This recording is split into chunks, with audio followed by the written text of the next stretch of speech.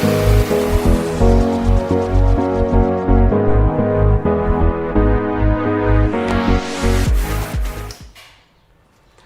morning, early birds. Thank you for joining us right here on Live TV. This is Live in the Morning. And of course, my name is Ashlee Nyaranda, and I am joined by Elvis and Choolwe. I was going to say my name anyways. Elvis, what's up? It's in the morning. It's hot, please. It's hot. So today we will be discussing entrepreneurship and job creation amongst youths. Mm-hmm. We have different young CEOs that are going to be coming in, and they'll be talking about their businesses. And of course, I'm excited to see what they have to offer. Don't you think so? Yeah, definitely. We also have Bongo Hive coming in. Mm-hmm. They're going to talk to us about the process of actually getting into entrepreneurship and how they have actually pushed that venture forward with our youths in Zambia. Well, I guess even people outside of the youth bracket, but they are doing quite a lot of work with our youth. Mm-hmm. I can't wait for that discussion, honestly. Yeah, it will be quite, it will be interesting, it will be fun, and there'll be so much to learn from it. Elvis, what do you think? Caught off guard right there. Okay, but like, we've all worked in like a normal 9 to 5. Yeah. I don't know if you guys have tried out business before. I actually have a little business on the side. Yeah. What do you sell? I sell skin scrubs and thrift clothes. Skin scrubs. That's English. Skin scrubs. Skin scrubs. Wow. Okay. On TV, really. But yeah. So we all like the fact of looking for a job type thing. Mm-hmm. So we're trying to move ahead from actually looking for a job into you being a job, you know what I mean? Because we've understood that entrepreneurship is something that you can use to get extra money and not just looking for 9 to 5. Because you might be someone that's offering the job, giving other people the job. So yeah, so today's program we're talking about entrepreneurs like Ashlee and Choolwe mentioned.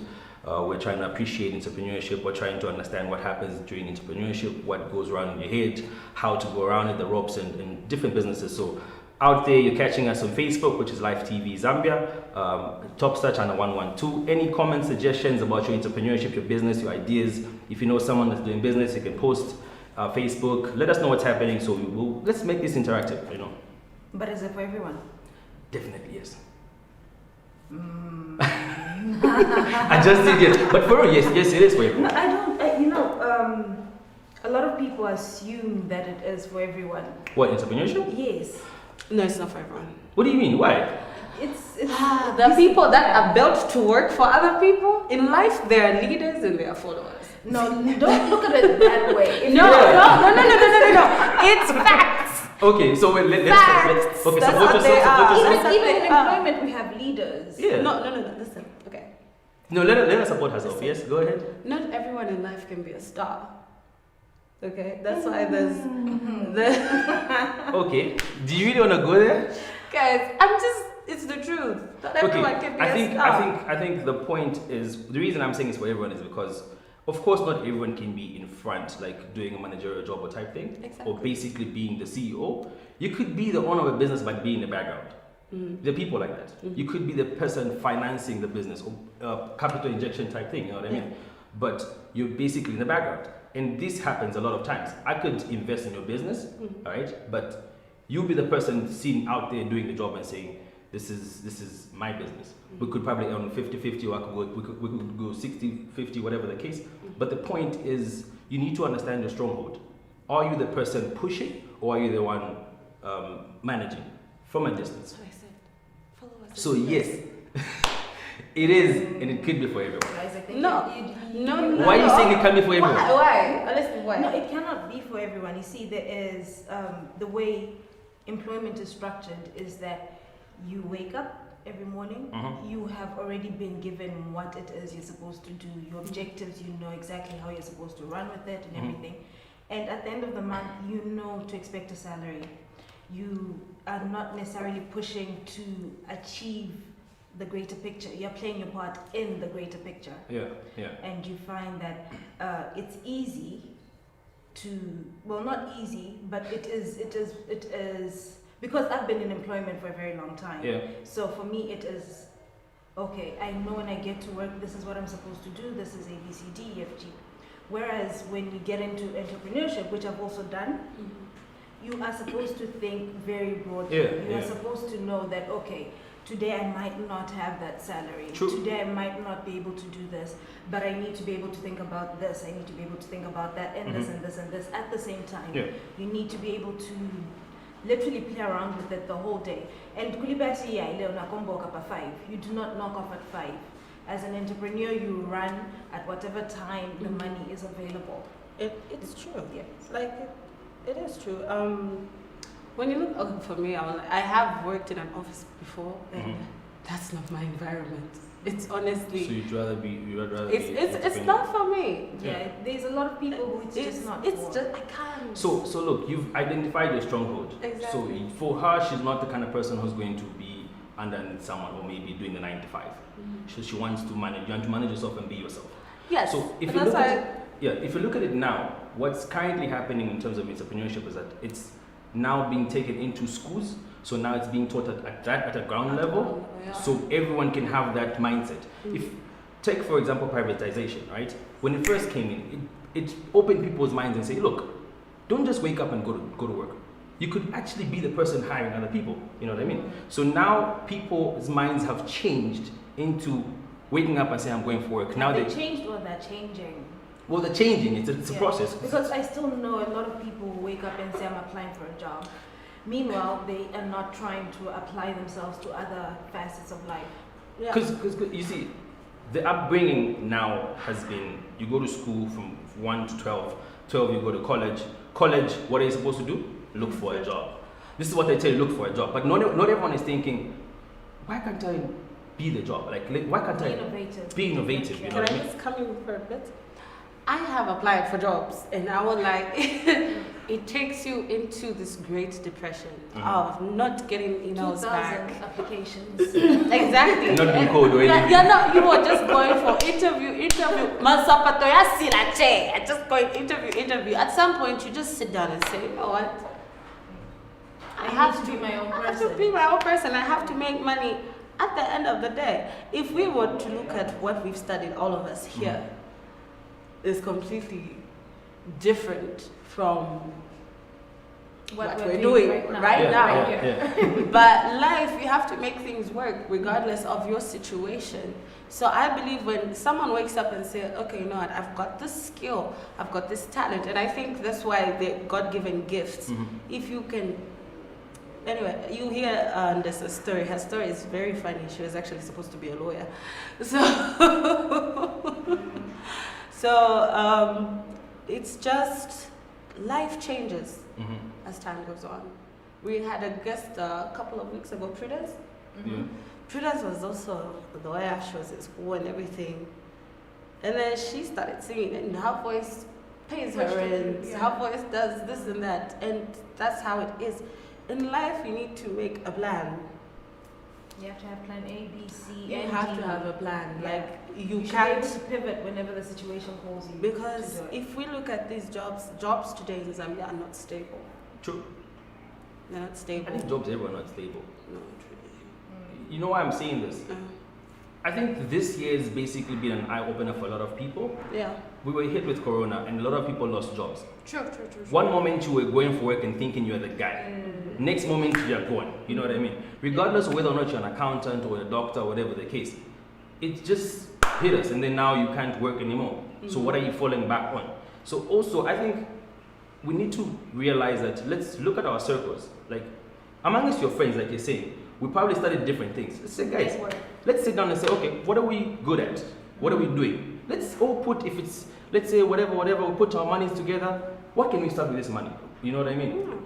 Try and do business with your friends, see how it goes. If not, even your family members. Maybe your sister is good at baking.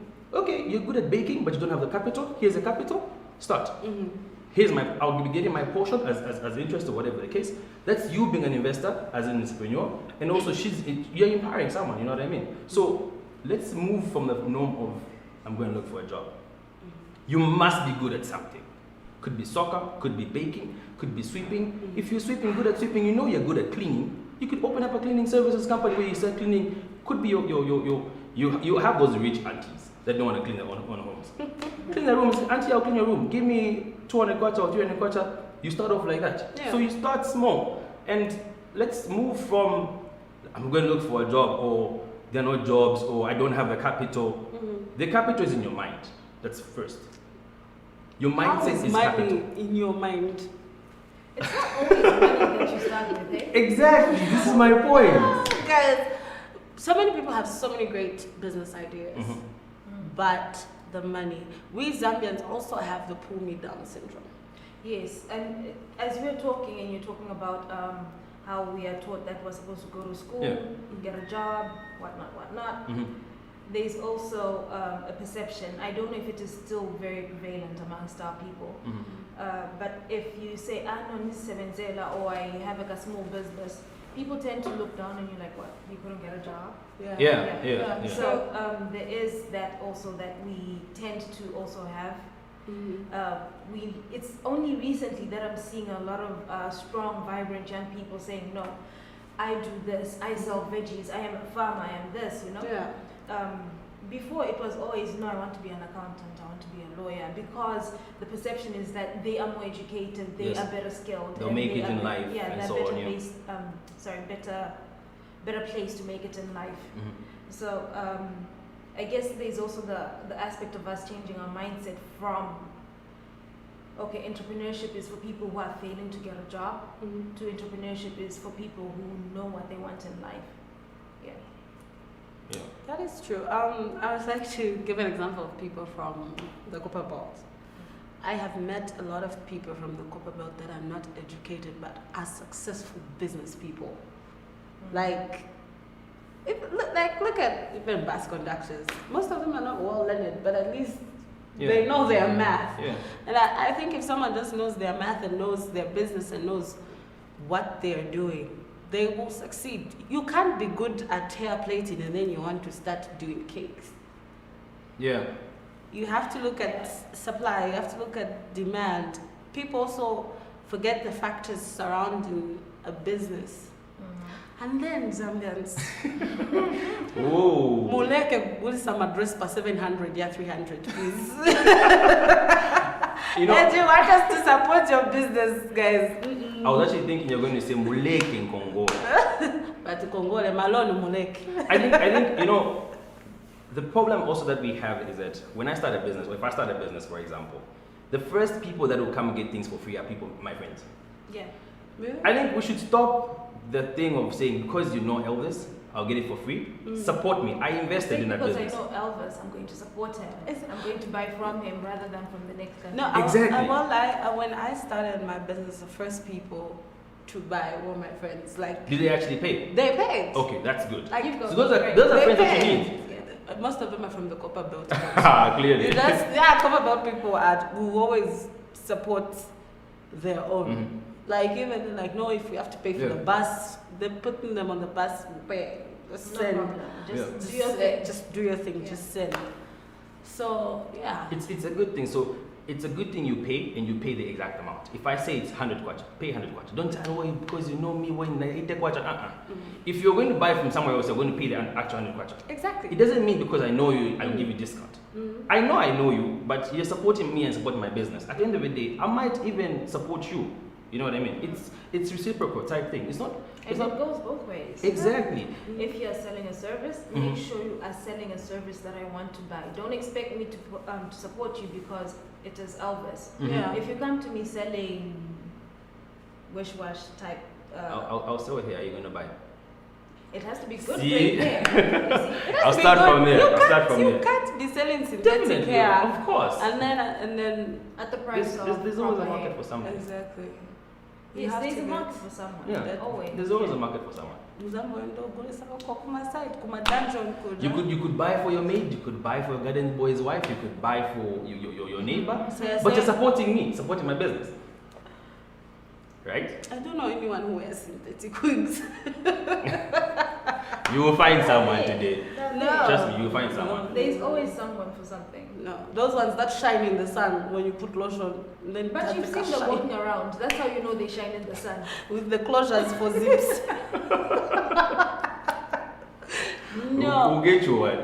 Guys. No. Just one. I can't. Mysteriously, Blue has to be the ones to accept. I don't think they'll accept. Yeah, they'll just look at it and be like, They just be like, sorry, no, fam. sorry, fam. Mm-mm. I know we got you, but not like this. Not like this. They'll just be like, no, just turn. No, just go. Just go. Just go. Figure something out. Figure Yeah. something out. There was actually, I like how companies these days are working to empower youth. Darling actually had a competition for hairdressers. Is it?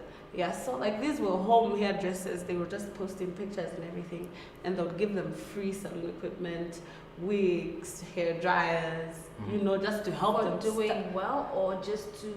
Was it like a competition? It was like a competition. Oh, okay. They gave them dummies, you know, for making wigs and whatever, like hampers for darling wigs. Those are the prizes. Yeah. Oh, okay. No, like one person would win like what, 2 hair dryers, 3 hair blowers, 2 toners, you know, just for them to start out like a saloon. Yeah.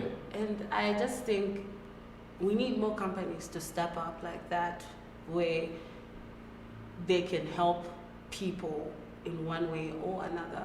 Because there are a lot of people that can. This same girl, she used to play from home and she used to charge like 100 kwacha, and she's so good. So when she won, I was even like, "Ish, girl, when You deserve it. You deserve it. Yeah. You deserve it." Yeah. So our fitness guys are not in today. No, they're not. They send their apologies. They do. Wait, we didn't actually mention something. What? It's a different set. Oh, yeah. Oh my word! It took you guys forever. I was waiting for the moment. I'm like, I'm sorry. Yeah, so we've had to change our sets due to weather COVID-19. conditions. Yeah. Guys, you can't go COVID. COVID is still there. It's just Don't that say we're such not things. talking It's still about there. it. It's still And there. I don't think was that the reason why we moved? No. No, Okay. it No, was no, weather. no, weather no. we're switching into the rain season, and we don't need the rain pouring down on us when we're in the middle of. we're still shooting in the morning, of discussion. course. Yeah, we'll still be in the morning, of course. We would like to apologize for missing. We've just been trying to get ourselves together as Life in the Morning. And And putting the set together. yeah, So that's the reason why we took time off. but don't worry, we are back. We are back. And of course, this time we have a lot of surprises for you. Yeah, don't worry. We will announce them. We'll also do very a soon. competition. We'll do a competition. Yeah. We'll do a competition.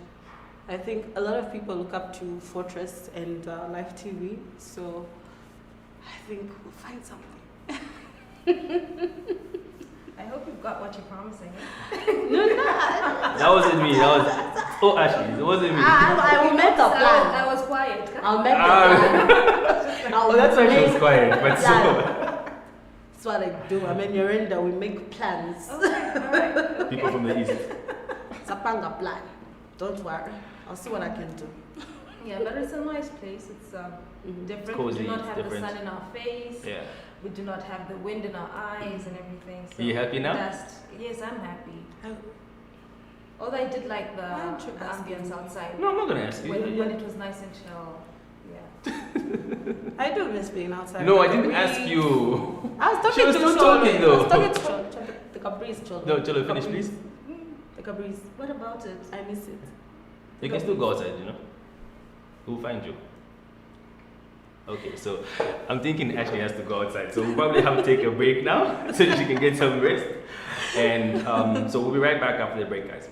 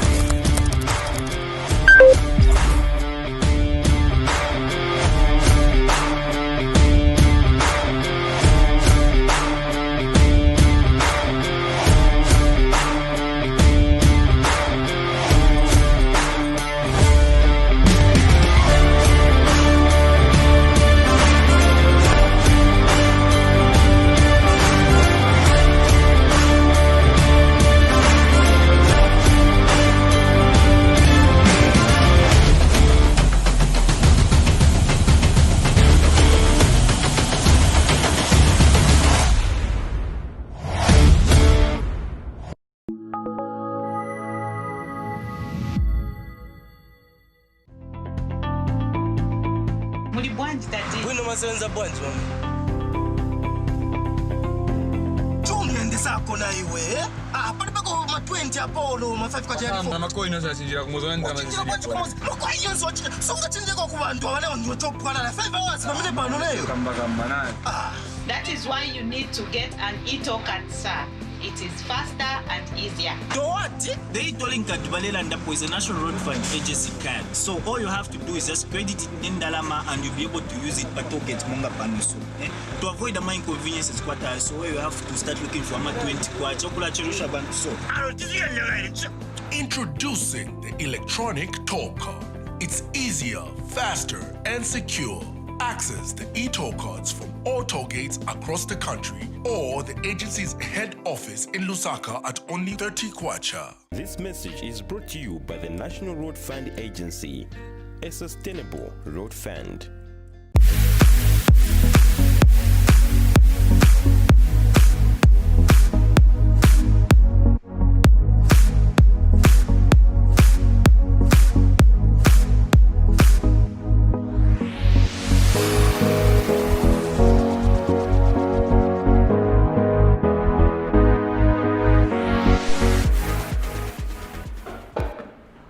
Thank you for staying with us. Still, we are now about to get serious. We're going into current affairs. Is that getting serious? Oh my word. I'm sorry. But anyway, in current affairs, the PF party has cancelled the mobilization rally in Ndola, which was supposed to be held at Musa Kasongo Stadium today, actually. They had acts like Abena, Chandanake, Mafiki Zolo, Your Maps, and Master KG. The PF National Mobilization Chairman Richard Musukwa disclosed the decision came as a result of concerns raised by various interest groups and stakeholders. Mr. Musukwa has apologized for the inconvenience. So, what do you think about that? Why did they cancel? No, wait, why did they plan it in the first place? Thank you, that's the better question. Before we get to cancelling. No, that was going to bring us back to why. Wait, so someone woke up and said, let's plan a rally. Cool, right? Who are we going to bring? We'll bring ABCD from this country. Awesome stuff. How much are we paying them? Let's engage them. So they engaged them, decided to pay them. Advertising media, put it out there. We're ready. Then someone wakes up and says, let's cancel it because it won't look right. So the question is, why did you plan for the first place? It won't look right. No, first of all, the National Arts Council had said it was not going to be possible because they're usually supposed to give like 3 months notice. Yes, there's a certain procedure that's supposed to be followed. So the planning process was not right. Yeah. It wasn't followed. It wasn't accurate. Yeah. So it was wrong. According to what it was we are all sorts of words I could probably say right now. Listen. Okay, I'll keep my mouth. Let us be specific about what actually happened. Okay. We do not know, but what we read in the papers and in the media is that the National Arts Council actually pushed it forward, not pushed it forward, but rather had to cancel it because procedure had not been followed. Okay. As to what was happening in the background, we don't know. So we're not going to talk about it like it's fact and we know and we're going to give you ABCD of what happened. No. Okay. It is what we heard. And then I have to ask. Go ahead, please. This is what I hear. COVID sima enda kumarali na mkwanchu. Graduation is online, ka? So Graduation is online. after spending 4 years in school. Yes, I'm just saying. I think, wow. Okay, when you're planning an event, or it could be a birthday, a party, planning the show as we do, we have to put into aspect a lot of things. Of course, the nitty-gritties that you won't foresee on that particular day, but then the nitty-gritties should not jeopardize the whole show. Exactly. Right? So they planned the whole event. They did not involve the board that's actually very important in the whole process, which is the National Arts Council. But they said, we'll do this, thinking it was like a birthday party. Right? Then in the middle of it all, then it gets cancelled. So the purpose first is, why was it made? Guys, also, I've got a question. You have to ask. Yes. But I think we should not say much. how do you guys feel about engaging artists in political campaigns? Because like if you get someone as big as Your Maps or Chanda NK, are people going to be voting for what the party is actually selling to us, or they're going to be voting for the fact that First things first, I think Zambia is not gonna make the same mistake that they. Are you speaking for yourself? No, I'm not gonna finish my Yeah, sentence. please. I think please I'm just don't, retract my sentence. Please don't. Sorry. Okay, let me do this. the problem I is think like, I Do this right. Do this right. Do this right. I want to do it right. I want to do Thank it you. right because the next thing you hear, the contract is terminated. Censor it. Please censor it. Yeah. So hi.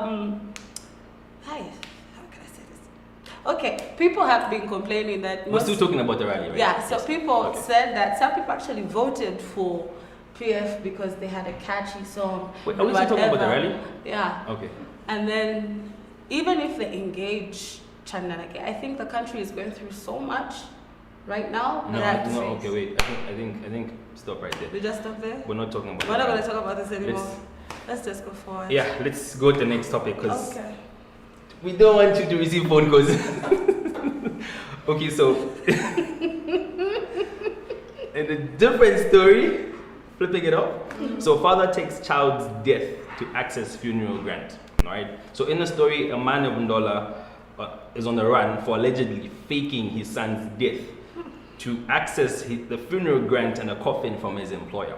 You see such problems. So, Boniface Chisenga of Ndola's Impalo Township, who works for a named company in Ndola, has since allegedly gone into hiding. So, he, in the story, he called his employers and informing them that his son had died. His son who happened to work in Serenje, and he was granted, he was given 800 kwacha, and a coffin was bought for him to help with the funeral proceedings. And this guy has gone. He's deep, they say. As with deep Bura, with deep. Okay, but I don't know what the guy was going through. But it was deep. Why even make your So what is he going to do with the coffin? He's going to sell it as a second hand. No, I think you should not play around with certain things, Yeah. people's lives. Exactly. You should not fake or even assume or even lie about death. It's not something that's good to talk about even. He should have come up with a different story, and the worst case about it all is that he faked his own son's death for 800 kwacha. For 800 kwacha. 800 kwacha Boniface. Baboni. Don't complain about No. that. Just recently, I saw, I was watching something on Facebook where a couple fought over 20 kwacha. oh, that's the story. You saw it, eh? Yes, Yes, it's wild, Bura. That is Yes, that good story. What place was that? should be garden. Was it Not garden or Ngombe. What happened? He was given 20 kwacha and then what happened? So he left 20 kwacha For what? for the wife that she cooks food. She buys food in 20 kwacha. Okay. Yeah, so there was a time he came back home and asked how come there's no food. He's like, that 20 kwacha. Sorry. Yes? I know, it's a drama story. It's a drama story. It was deep. It was deep. So, oh no, he found food and then he asked for change because he wanted transport. So she was like, you expect for us to have change in 20 kwacha? He's even lucky he found food. No, for real, he's even lucky. Okay, so was the trend that he used to leave 20 kwacha and always find food change? No. I don't know what the trend was. Yeah, but then apparently he expected change and he got Just the way it was narrated, even though he was saying, Ranzako, Ramishta Sona. Mama think gonna change. He said, that didn't paper change. Bagulako to Masoya taxi, Shani, Yes, no man. What would force you into even asking for change though? Why? There are some men that are like that. Things are rough. Let's just be honest. Things are rough out there. Yeah. How much is a loaf of bread right now? It's like 14 kwacha at Yeah. the most? 14, Sorry, 15 14, kwacha? 15. I've heard 16 as well. Yeah. So that's just a loaf of bread. Yeah. Hey, Okay. listen. So if you're But if you're buying bread for that much and you're supposed to be providing for a family of, let's say, 6, one loaf of bread is not going to cut it, and True. that's just breakfast. Yeah. What are you going to do for lunch? What are you going to do for supper? Just vegetables, a bunch of vegetables. You're paying 5 kwacha, Yeah. and you have to have maybe 2 or 3 of those. Yeah. So life is hard. Sometimes when we read some of these stories, we shouldn't look at how it was so wrong that this person did this, how dare he do such a thing. But let's try and look at what are the things that are stimulating such action amongst the people. If for someone to fake their son's death so that they get 800, they're probably looking for 800 to feed that same child. I know it's wrong, it is so wrong, but I kind of sort of understand that with the way life is at the moment. Look, either you're my friend, you're my brother, my sister, you are in need. Call me and tell me, guy, listen, this is the stress. Don't fake my death and say, But okay. I'm Zap on my phone 3 days ago. I said, boy, did you give them? Yes. Nah. No, I'd call all my friends and tell them, guys, oh, okay, but don't call. No. Just That's go. a lie. But That's look, I a think lie. what's worse is that the guy is going to hiding, right? Shame, man. He's gotten the money. I'm going into it. Angena pa boam guys at tower. Obviously, and that truck per village. Anyway, at the end of the day, for whatever purpose or whatever reason, it was a criminal act. Yeah. Yeah, so. I think you're right. We shouldn't just, talk bad about these people. Let's engage them, like ask them what's really going on. Like, what are you facing? How can we help? There should be people out there, stakeholders that are willing to help one way or the other. You can't, first of all, you can't get 20 kwacha, leave it at home and then expect change. Unless it was a habit, we don't know. We all don't know. We all don't know. Maybe it was a habit, Story. and maybe she just didn't give the change. Or maybe he got home and didn't find the food, and when he always leaves 20 kwacha at home. But whatever you leave at home is what you're going to find. Yeah. It's a garbage in, garbage out. So just like a computer, whatever you do, even work, entrepreneurship-wise, whatever you put in is what you're going to get out. You can't expect you put in this little and expect this much. It's not rocket science, guys. It doesn't happen like that. And Mr. Boniface, please come back home. We'll try and forgive you. Raboni. But I think it's even actually good that he faked the death. In America they actually have they have the life insurance. Where they actually kill? Yeah. Oh. People actually kill their children for life insurance, their spouses just for life insurance. So, That's a whole new topic. Yeah. Yeah, I watch too much TV. I sit and I watch it. The crime investigation channel. Yeah, I am such a true crime fan. I love true crime. Next story. It's Okay, so in the next story, we had the annual Girls Challenge Cup of 2020, which happened on Saturday, the 10th of October, and it was in partnership. It was Copper Rose Zambia in partnership with Bauleni United Sports Academy and AIDS Healthcare Foundation of Zambia. And the theme for this was My Voice, Our Equal Future at Takamando School in Bauleni. So this is the story. In attendance, we had the CEO of Copper Rose Zambia, Dr. Natasha S. Kaoma, who said that they are beautiful, valuable, and so they should concentrate and build their talents. Meanwhile, AHF, acting country manager who graced the event, Eric Mpoi, encouraged the audience to take advantage of the event and test for AIDS as well as blood sugar. Furthermore, the event had about 38 teams ranging from 12, 14, and 17, as they all performed at their best abilities. Even though each team wanted to come up as the first champion, but in the game of football, there is always one winner. The game was between Luyando and Wusa. The players from the teams defended themselves, which then brought them to penalties and eventually resulted into Luyando 6 versus Wusa 7. Wusa emerged the winners of the 2020 Annual Challenge Cup, and they were rewarded with 3,000 kwacha.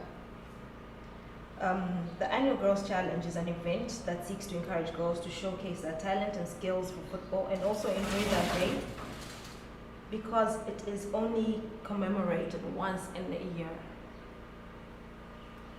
So yeah, what you guys think of the event? We can see the pictures in the background. It actually looked very fun, eh? Yeah. I wish I had the chance to be there. I haven't been to a sports event like this ever since I was in school. What sport did you play? I actually played basketball. Yeah, played basketball, volleyball, and yeah. So I think we'll discuss this a bit later. Let's just take a little short break and we'll pick up where we left. Okay, all right.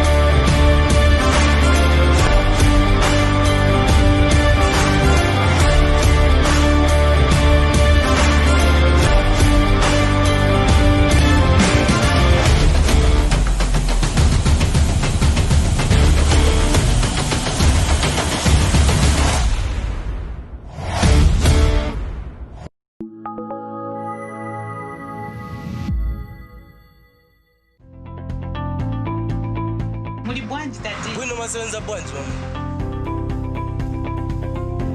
Chungende sako na iwe. Pali pako ma 20 apolo ma 5 kwa jari. Mama ko ino sasinjira kumuzonda Chinjira bwanji kumuzi. Mako inyo chike. Songa chinjeko ku bantu abane ndiyotopwana na 5 hours pamene pano nayo. kamba nani. That is why you need to get an e-token, sir. It is faster and easier. To what? The e-tolling card is a National Road Fund agency card. So all you have to do is just credit it in Dalama and you'll be able to use it but get Monga Paniso. To avoid the inconveniences, so you have to start looking for a 20 kwa so. Introducing the electronic toll card. It's easier, faster, and secure. Access the e-toll cards from all toll gates across the country or the agency's head office in Lusaka at only 30 kwacha. This message is brought to you by the National Road Fund Agency, a sustainable road fund.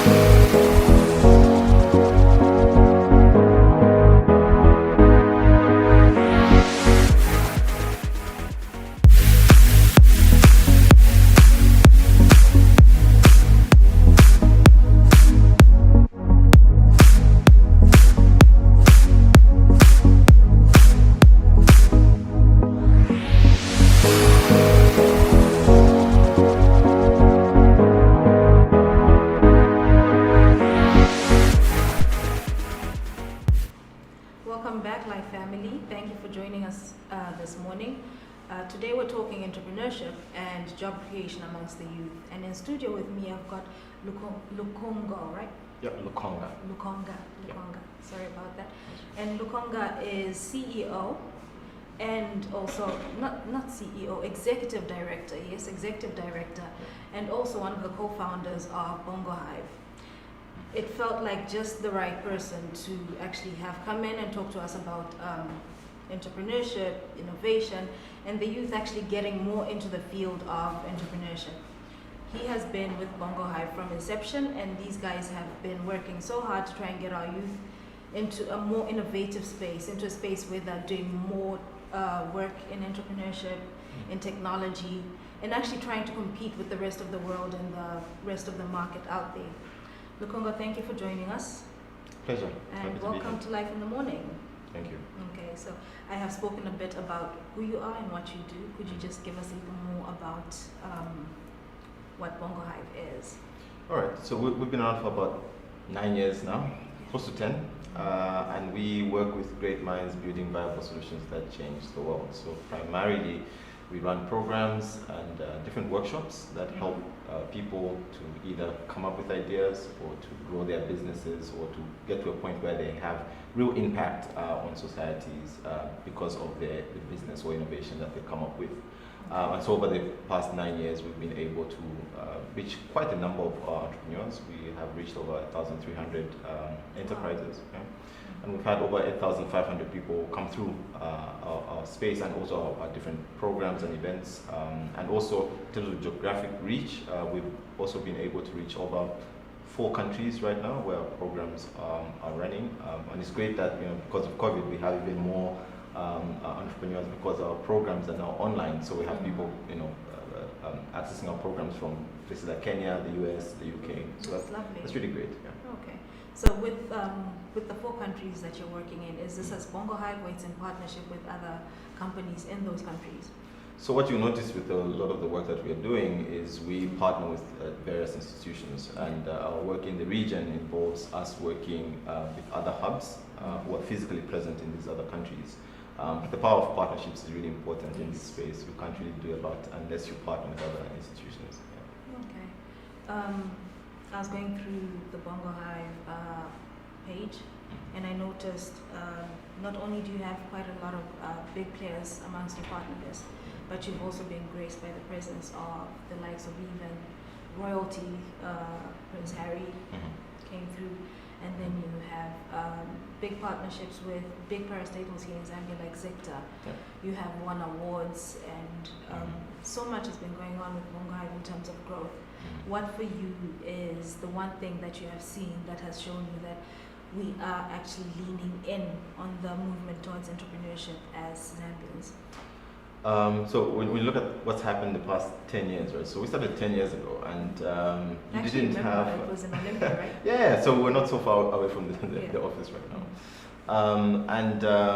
If you notice the number of enterprises that have come up in the past 10 years, right? So 10 years ago, you didn't have your Java Foods, Meraki, Mishili Beans, Savannah chocolate, and now you have a lot more of them, right? So the space has certainly changed because the attitudes now, because you have enough role models, so the attitudes have also changed. So I can also start a business, right? Of course, it's not as easy, but because we have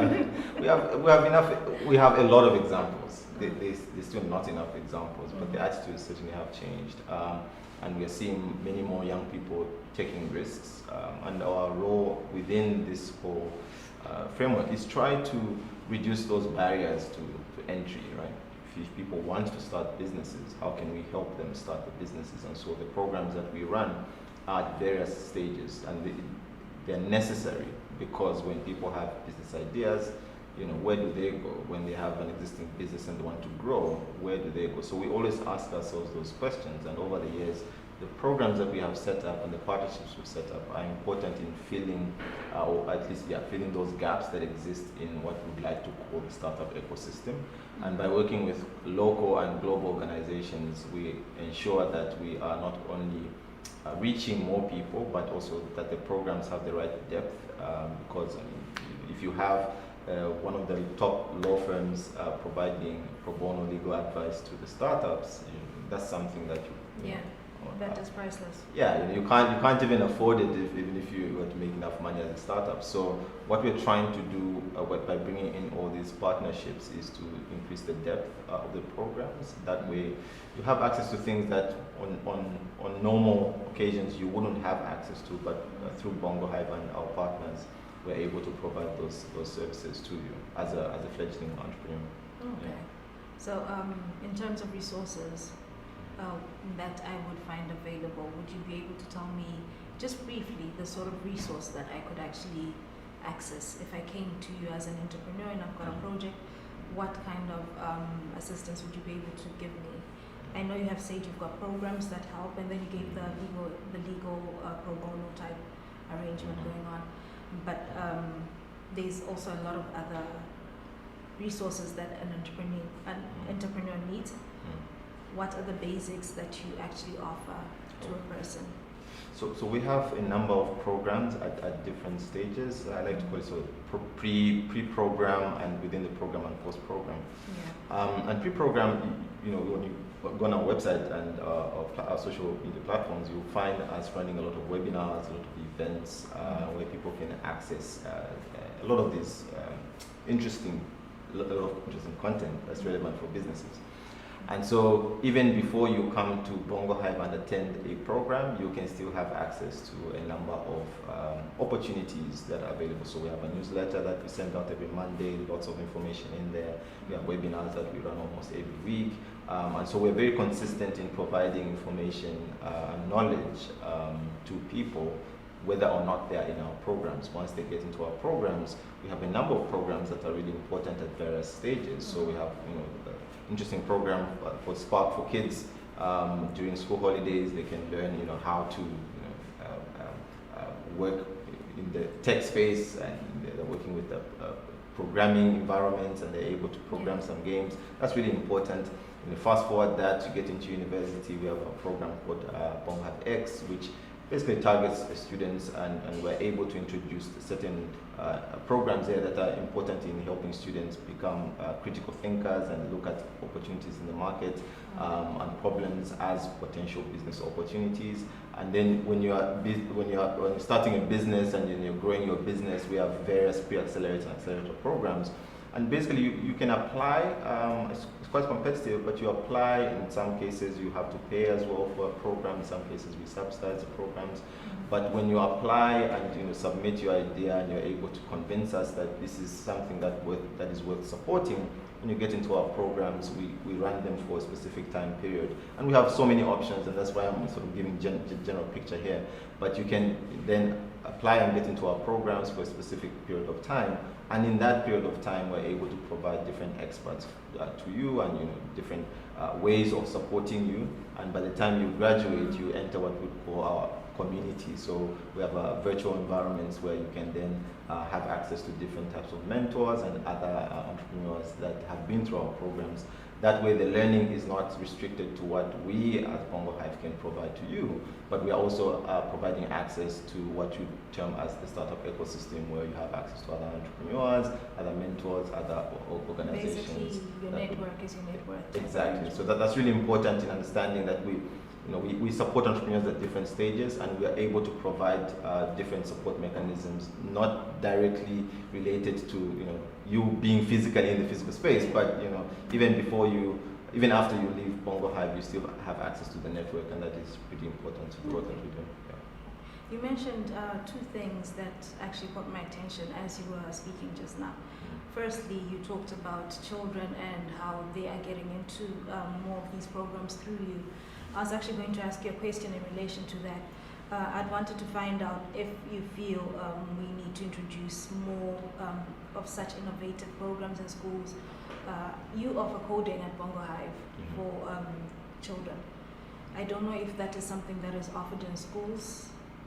Okay, I know that the more elite schools would offer that, but what about our own schools? Are we looking to include some of these programs in our curriculum so that children don't just finish school with the mindset, oh, I'm going to look for a job, but they already have it in their mind that I can do so much with what I am given right now, and I could actually change this, I could be a solution to this kind of problem. Are we looking to introduce some of these programs into schools? So over time we realized that there are challenges, right? And there Yes. are gaps in the wider ecosystem of the wider economy, right? And so what we've tried to do is to solve for some of those problems. And you find that education is a huge problem when people are not able to think critically, or they don't see opportunities around them, they don't take risks. You know, there's a lot in there that has to do with how with our upbringing, you know, and our education system. Yeah. And so there are steps that have been taken over the years by different players to try to solve the problem. And so when you see different strategies come up, and I know there's a national strategy for financial inclusion, there's I think it was launched in 2012, there's a revised one that came out last year. You will notice in there that there is a desire, and it's well planned out, you know, to introduce financial education in schools and at various stages. And the review last year and the previous year was that even though it was well intentioned to introduce some of these concepts at a broader level, the challenge still remains that there is not enough funding, there is not enough expertise, there is not enough will in some cases to get this over the finish line. And so even when you identify the gaps and you come together and say, let's do this, there's still some challenges that are faced by different institutions in making sure that we get across the finish line. And so the challenge really of education and the role that Bongo Hive plays is, yes, there is a role that everyone can play, and Bongo Hive will definitely play its role in ensuring that, you know, we have an impact at that level for young children to get exposed to these new technologies and new ways of doing things. That's really important, but it's also important to understand that there's a role that many larger players like government have to play to really make this like a systemic change. But at the same time, I think one of the learnings from that same strategy and the review was that previously government, I think, wanted to play it alone and sort of play a more active role. The new strategy does highlight the role of many more players, that there needs to be private sector partnerships, there needs to be more engagement from other players. And so I think that's a shift over the years for many of the players, that partnerships are important for us to change the narrative. Yes, I can wake up and say Bongo Hive should be doing this, but we can't change everything. And so the big question 5 years from now will be, how have the partnerships worked in changing the narrative and changing different areas of our way of doing things in Zambia? How do you see it going? I think there's more awareness.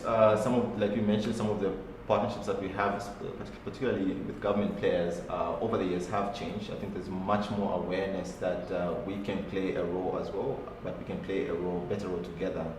And so, based on the awareness and the change that we've noticed in the past 2 to 3 years, I'm much more optimistic about what will happen in the next 5 years. Of course, we have these challenges around debt and all these things, so I won't get into those things. But in terms of awareness and people's desire to see change at various levels, I see that as now there's much more of that in the meetings, in the workshops, in the interactions, and that's really important. At this stage that we are at, that partnerships and working together and breaking silos becomes a key issue that we address going forward. Okay. So you have spoken about how we are now seeing a change in mindset, which was, it's like you are answering my questions even before I answer them. Sure. I asked them. Youth are actually now jumping onto this a lot more. They are now taking up the role. They're now looking more into doing their own thing than employment. Have you seen a big change in this dynamic? If you go to UNZA, are you still looking at graduates saying, okay, but when I graduate, I need to go and work for ABCD? Or now they're saying, I need to get the skills that I'm learning from UNZA and take them into the world and try and do my own thing with that?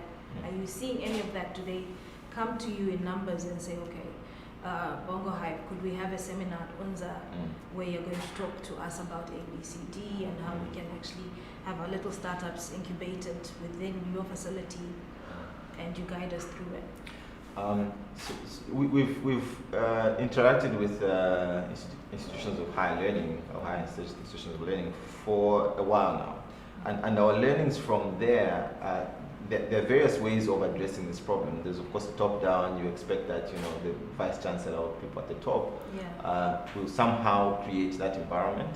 I don't think that has worked as well as students coming together and realizing that there's a real opportunity and they need to do something. So I think that the student associations within the universities, some of them are quite active, like UNZA and CBU, Nomushi Invest as well. I think that the students themselves, and which is great, when you can have students really passionate about this and asking themselves, how do we get to the next level? Just last week we had a session with UNZA Beka, which is the Business Entrepreneurship Association at UNZA, where they invited Monica Msondo at Java Foods and also Nkwandi, CEO of Zanako, and they had a session, an online session. That's really important when you can get that bottom-up approach there. Get enough awareness and interest at that level. By the time you have your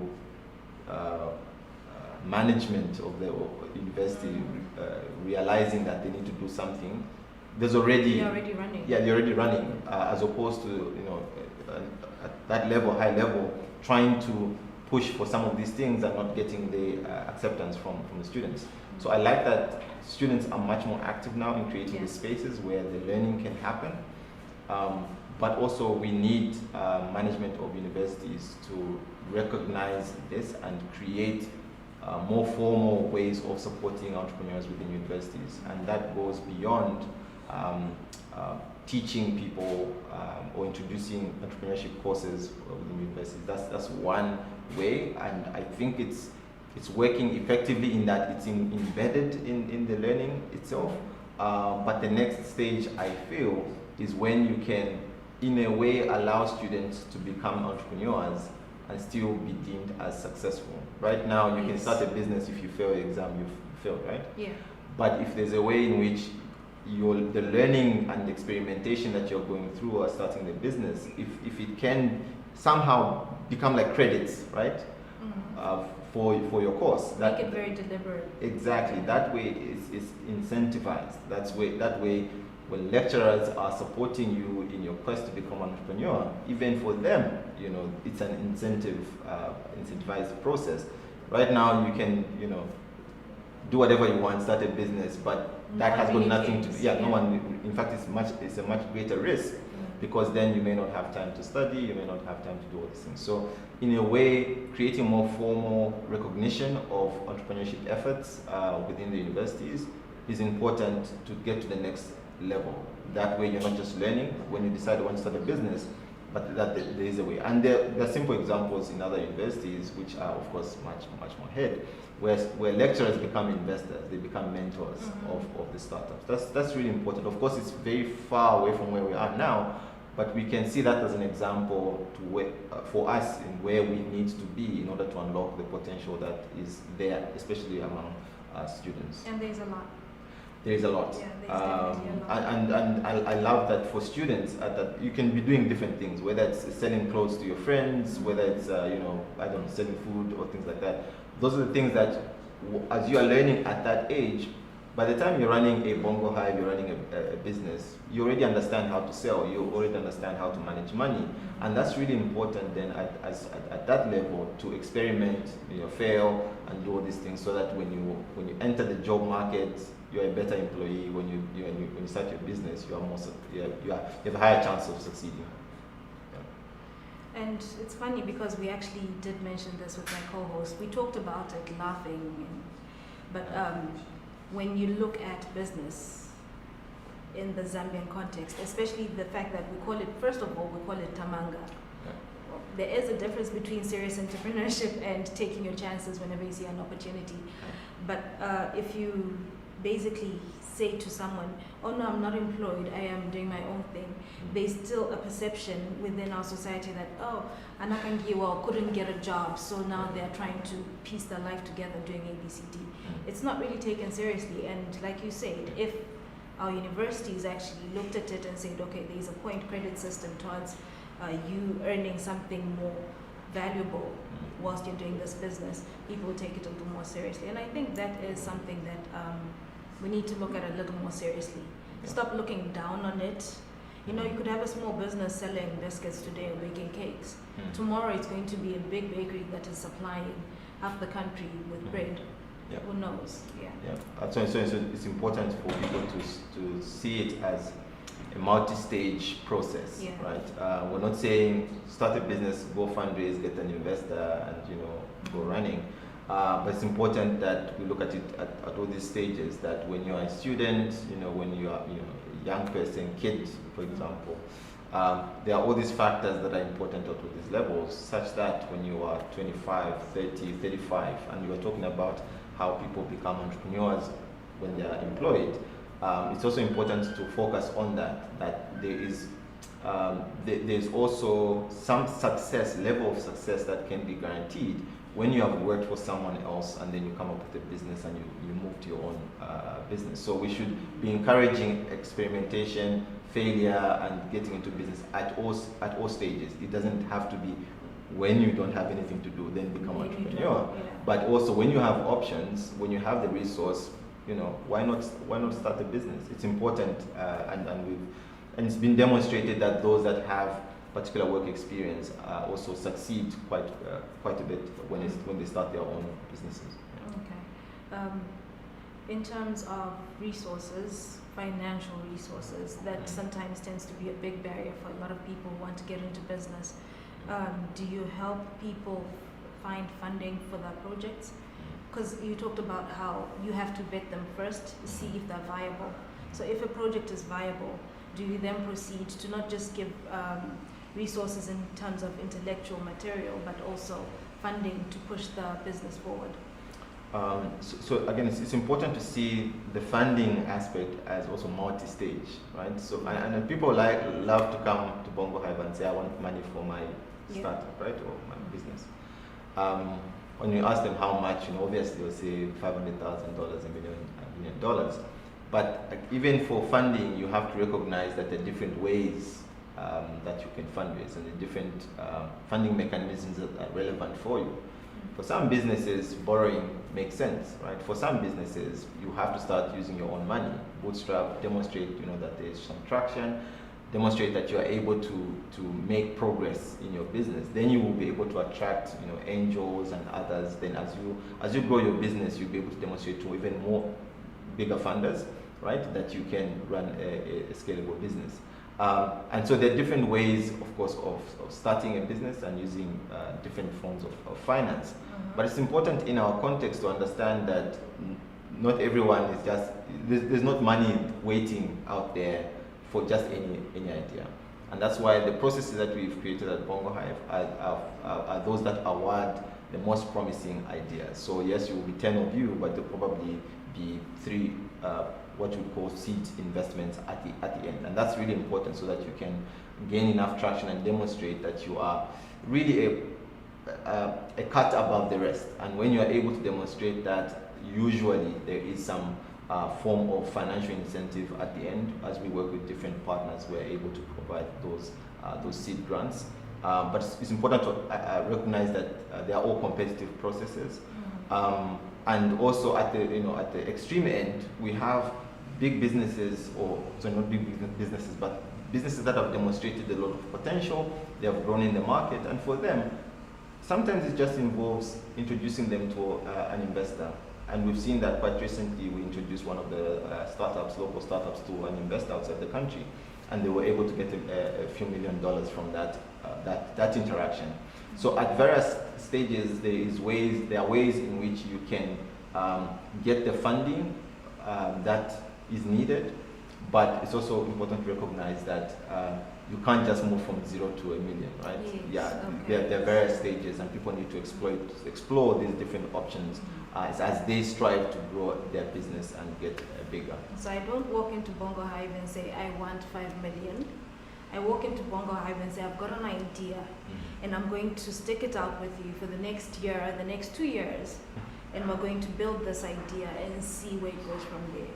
Yeah. Isn't that the concept? Yeah, it's important. I think that as at first level, it's important that you realize there's not money out there waiting for you to. It doesn't grow in trees. Yeah, right. It's competitive. You have to fight for it. Exactly. Yeah. But it's also important to explore different funding opportunities around you, especially for many of the young people.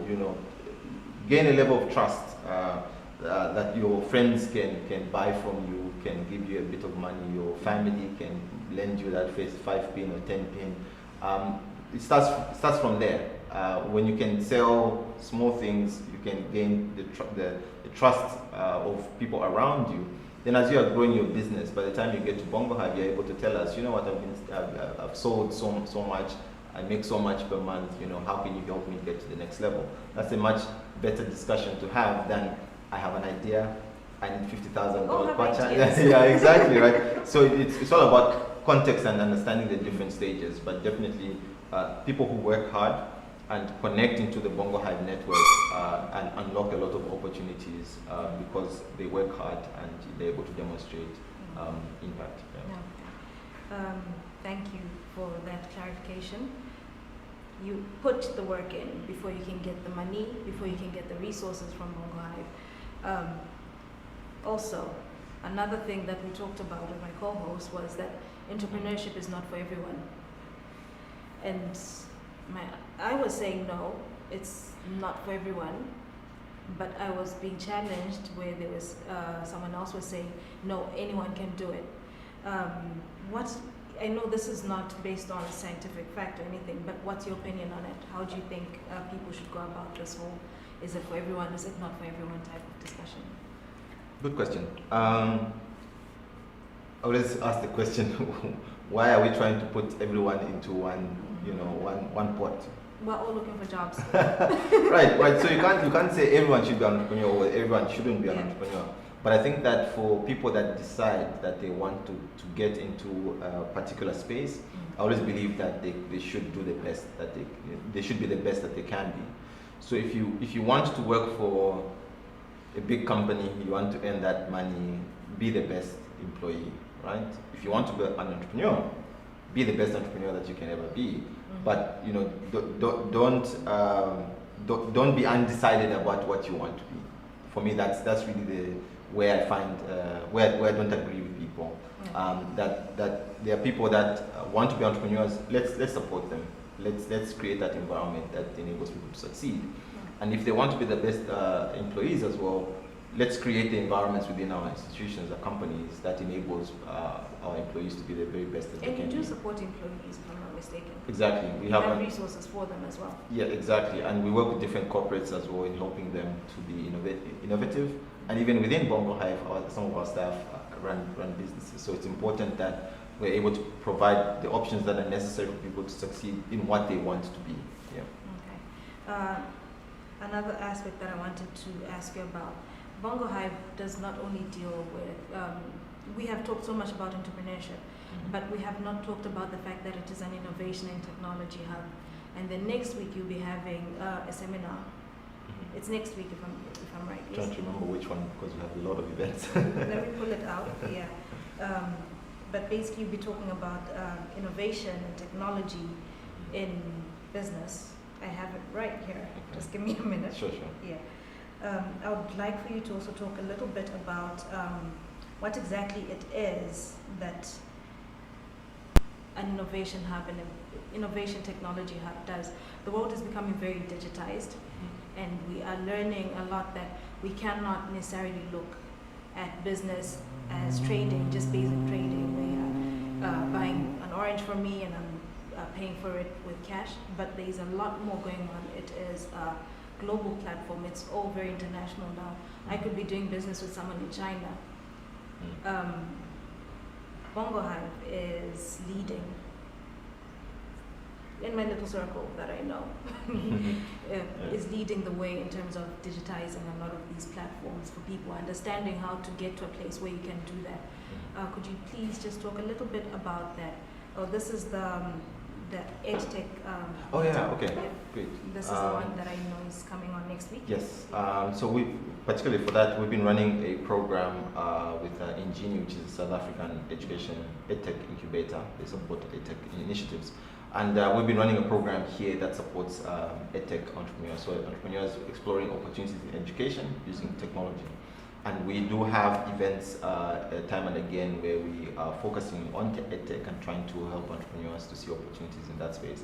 And so coming back to the role of Innovation and Technology Hub, I mean, just the aspect of the hub itself is that we connecting various you could say players or stakeholders, right? And like just like a hub in a wheel, right?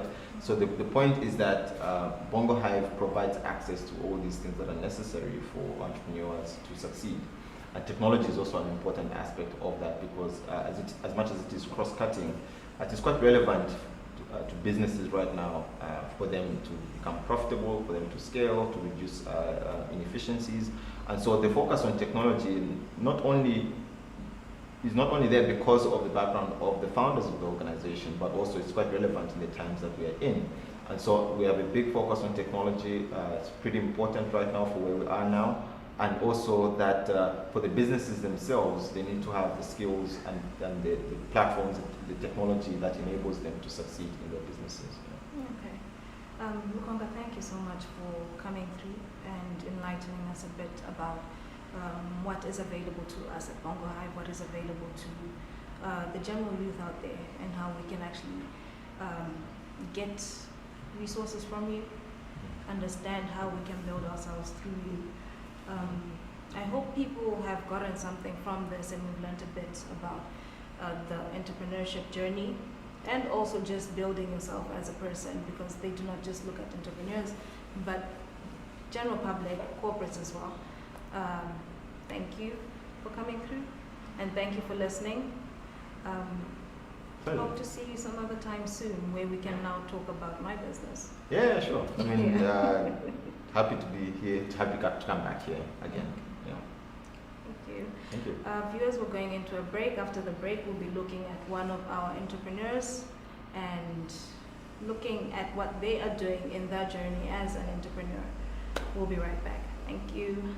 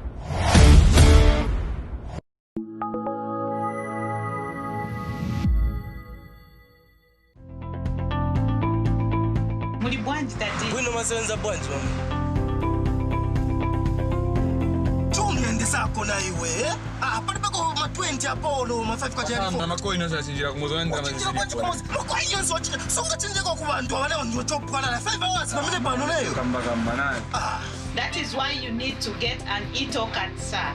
It is faster and easier. What? The e-tolling card is a National Road Fund agency card. So all you have to do is just credit it in Dalama and you'll be able to use it per token Monga Panuso. To avoid the inconveniences, so you have to start looking for a 20 Introducing the electronic toll card. It's easier, faster, and secure. Access the e-toll cards from all toll gates across the country or the agency's head office in Lusaka at only 30 kwacha. This message is brought to you by the National Road Fund Agency, a sustainable road fund.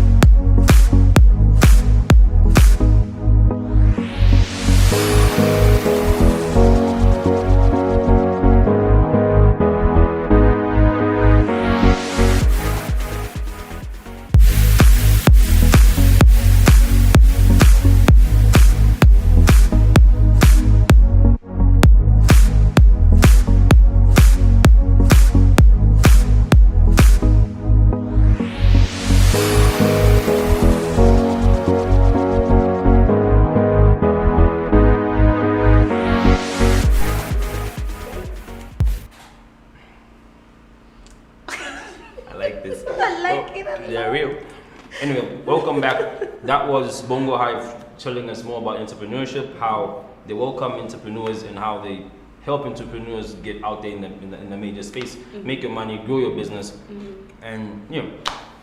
Yeah, it was a very educative topic. I enjoyed it myself, honestly. You know, maybe one day we can have it come as something. Maybe your business, you know. Maybe. You know, just pitch it. You know, see how it goes. Pitch it to them and see how it goes. And of course, we also have a video that we would like you to take a look at from the Kasisi Agriculture Training Center. Yeah. She was about to say something wrong. So no, Oh, you were just trying to outshine me. All right, so take a look.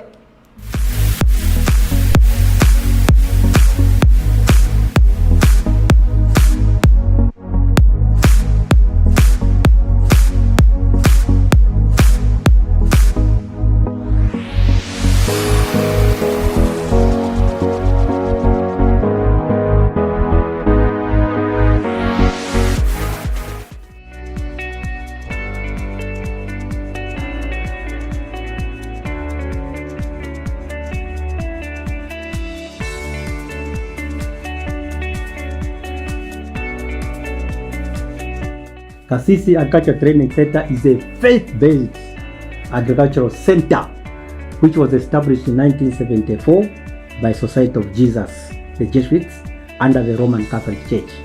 The core business of Kasisi Agricultural Training Center is training. We train small-scale farmers, we train agricultural extension workers, we train also NGO staff, we train even other professionals that are interested to be trained in organic agriculture. We promote organic agriculture because we believe that's the way to go in agriculture, because we believe in achieving three goals: the economic goal, the social goal, and the environmental goal. Kasisi has got departments. It has got the Department of Training, which offers the residential training and the off-farm training. Then we have the research, which looks at verifying technologies as well as generating technologies. Then we have extension, which follows up the training that we do here to see farmers applying those trainings. We have the production unit.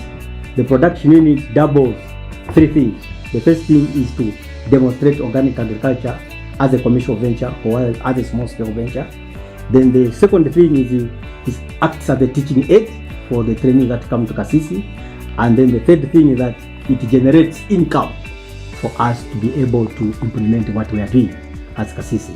We also have a section that looks at advocacy and lobbying. Like I said, organic agriculture is a new thing, and we need to lobby, we need to advocate so that there is policy change to promote the consumption of organic foods. Then, of course, those are some of the departments that we have, and I believe that we will venture very much in the kind of crops and the kind of livestock that we keep at Kasisi, because I think our core business here is to grow and to keep things organically. Our target area, of course, we have been training people from Zambia, but we have also been training people from outside Zambia. We had trainees that came from Malawi, trainees that came from Burundi, and those that came from Rwanda, even Namibia. So our training center actually caters for people who are based in Zambia as well as that are based outside. We also have a research department. The research department helps us to verify especially indigenous technologies, but also it is exotic technology that we receive.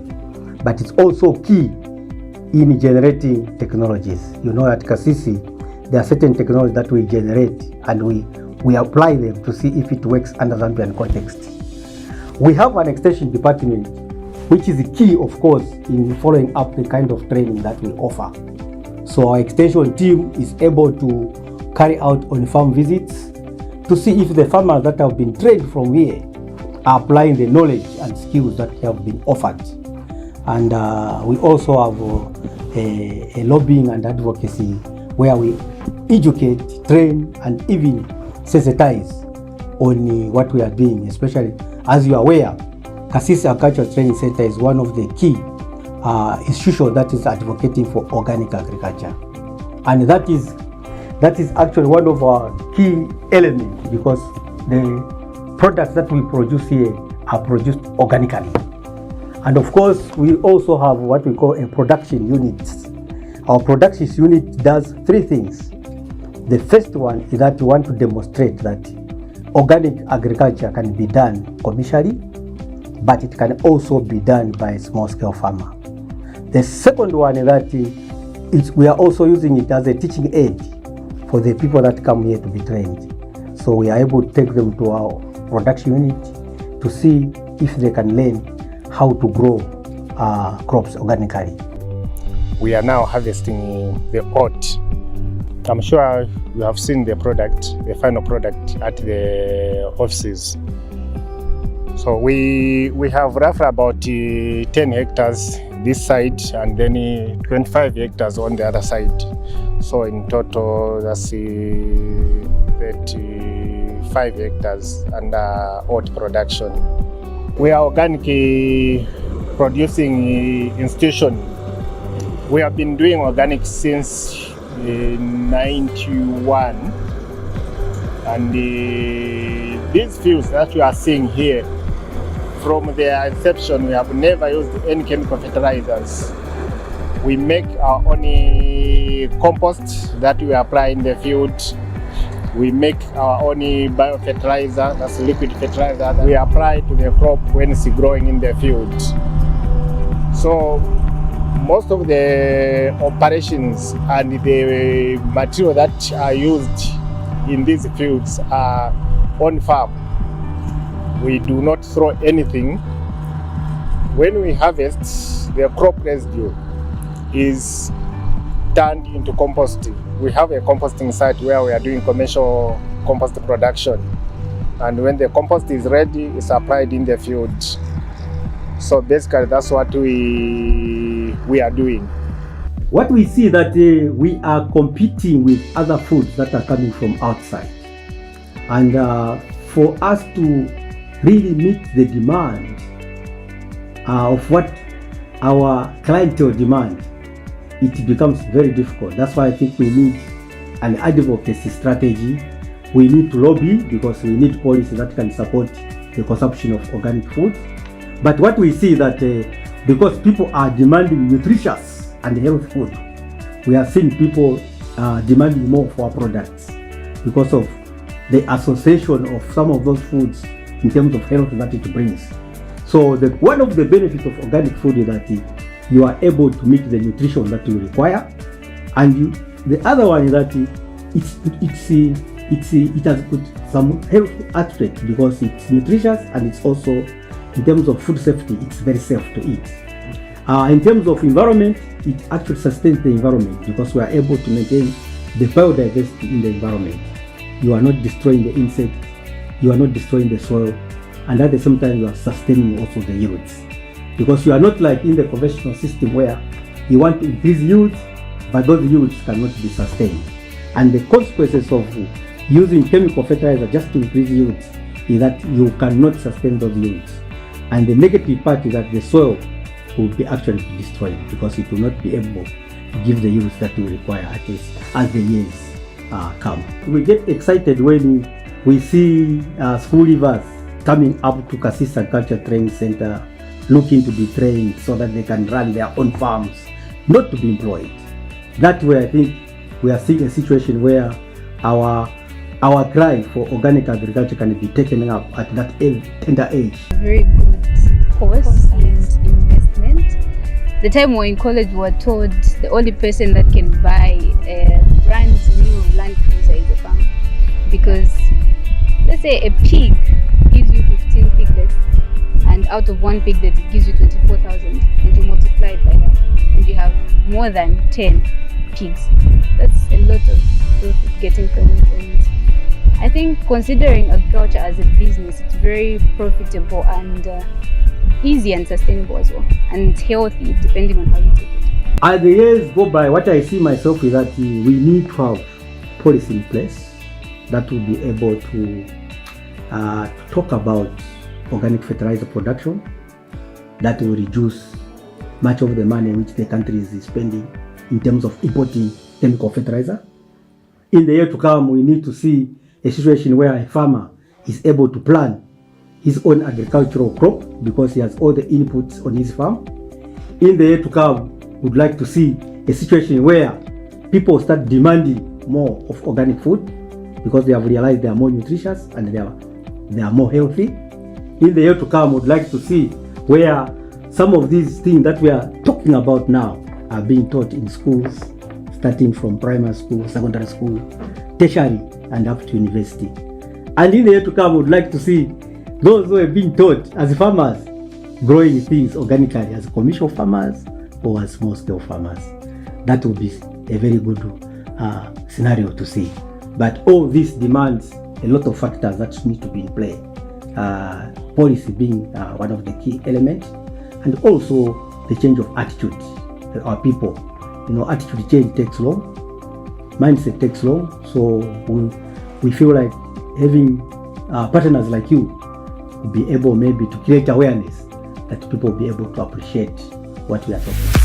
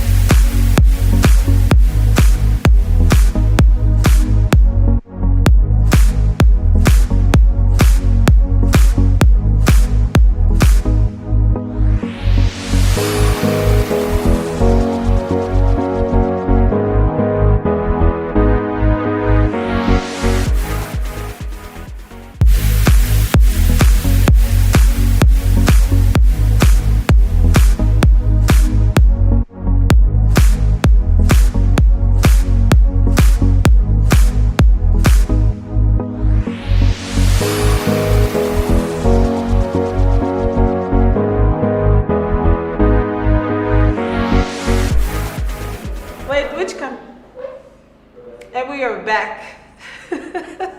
So sorry about that. And we are back. Thank you for still tuning in to Life in the Morning right here on Live TV channel 112 on Topstar, and Live TV on Facebook and Live TV channel on YouTube. Please stay tuned. We have still a great packed show for you. Right now with us we have the CEO and head baker of Amazing Glazing, Ndesa Kasimba. How are you? I'm good, thank you, Ashley. How are you? I'm fine. It's very nice to have you here today. Thank you for having me. It's a pleasure. We are discussing entrepreneurship and job creation amongst youth, and to have someone like you that I've seen transition. It's actually an honor, and I think you'd inspire one or two people today. You don't even know that, but you may. I'm glad I can. In any way I can. Okay, so how did you just decide, because I remember you were at school studying law at some point. Yes. How did you decide that you want to get into baking? To be honest, Ashley, it wasn't anything planned. I just woke up one day and told my fiance that I think I know what I want to do. And he was like, what do you want to do? I'm like, bake. And this time I haven't baked a day in my life before then. Really? And I just randomly woke up and said I want to learn how to bake and start baking. Yeah. And that's how it was born. That was last year, July, June. And then at the time I was pregnant with my daughter. I was 7 months pregnant, so it had to be postponed till after I gave birth, obviously. And I only started selling them in September.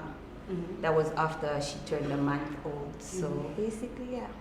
How did you manage being a first-time mom, and you had two babies? You had amazing glazing and your baby. How did you manage that? To be honest, I wouldn't have done it without my fiance. He helps me a lot. He takes care of the baby whilst I bake. And when he's free, he helps me bake as well. So it's basically us two. Okay. So how have you found the transition? Because I'm sure when you started, there were a few customers.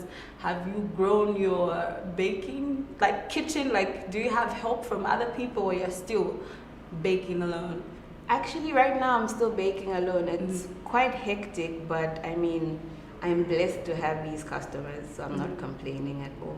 Yeah, I think if you were to hire some more people, I don't think your cakes, your cupcakes, your cakesicles and all of that won't taste the same, because it's your hand, it's your recipe, obviously. Yes. You also make alcohol infused. Yes, I do, because I mean, we live in Zambia. Everyone loves to drink alcohol, so I might as well add it to what they eat so that they can have the best of both worlds. Okay. I also saw, what other types of cakes do you do exactly? Children's cake. Okay, basically I only started children's cakes now, maybe 2 months ago. Yeah.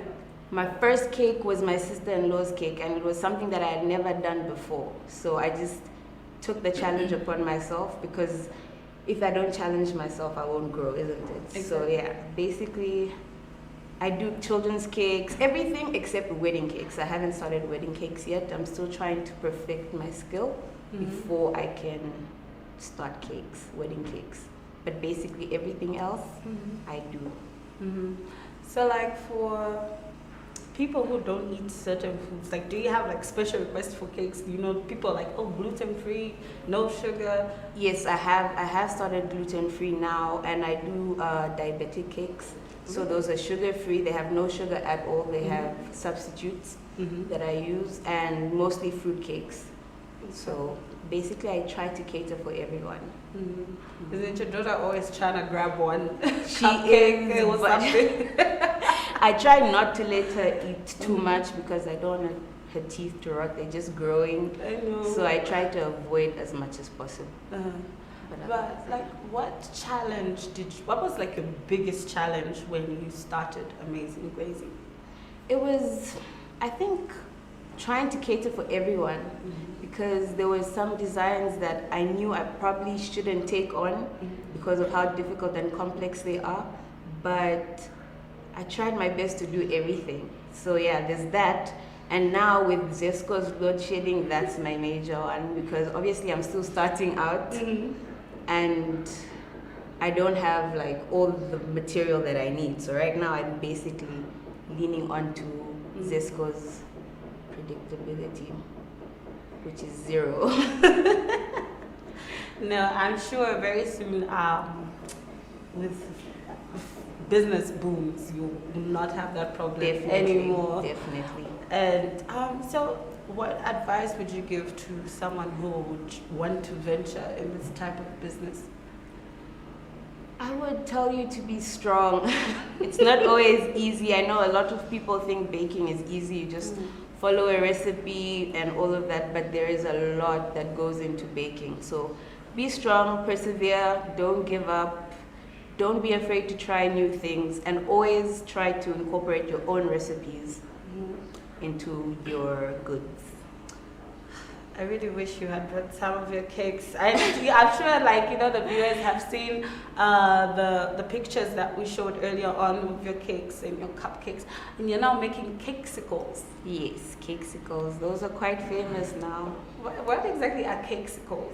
They're basically cake and frosting in a chocolate shell that looks like a popsicle. Really? So yeah, like an ice cream. Ice lolly. Well, I need to try that. Yeah, it's basically just chocolate galore.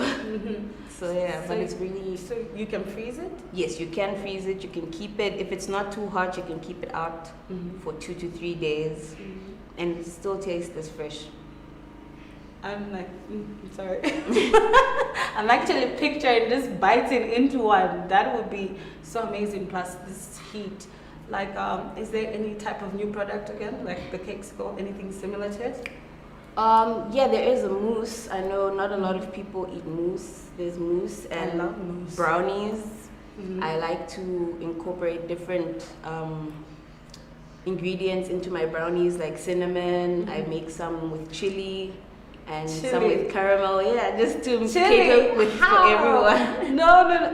Chili, sweets and chili. Yeah, it's very unique, but also very tasty. Really? Yeah. I need to try that before I say, okay, I need to try it. We need to sample it first. Should. Yeah, I'll definitely bring you some. You should.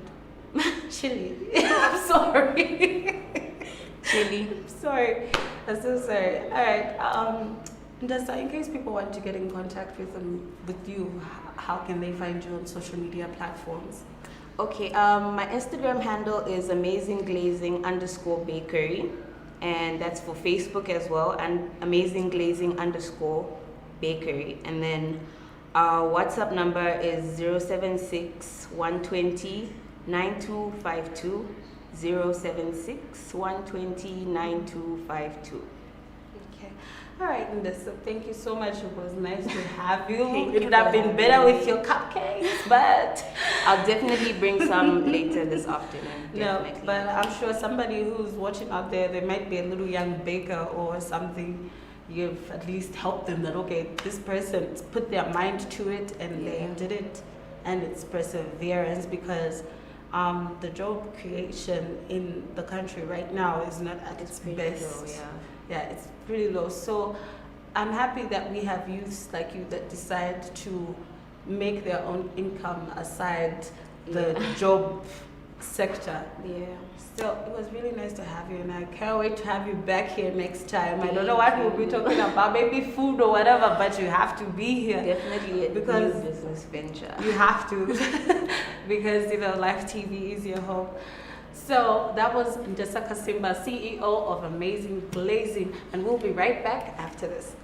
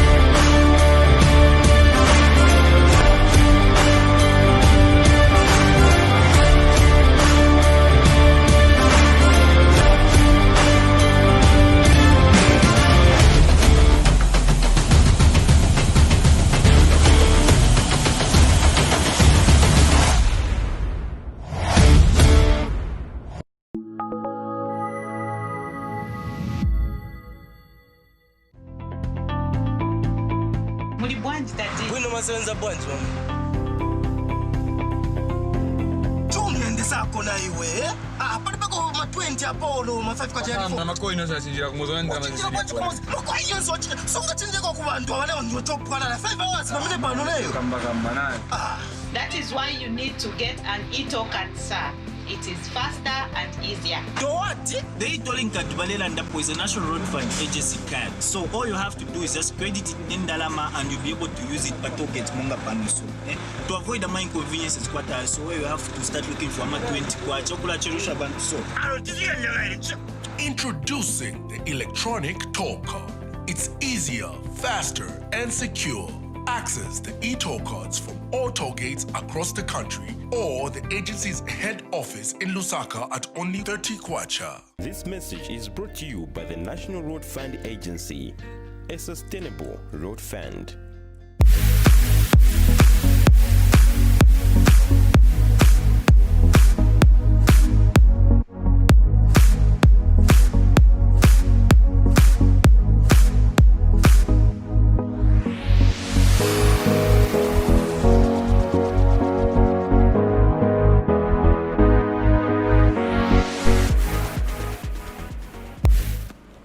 Welcome back, viewers.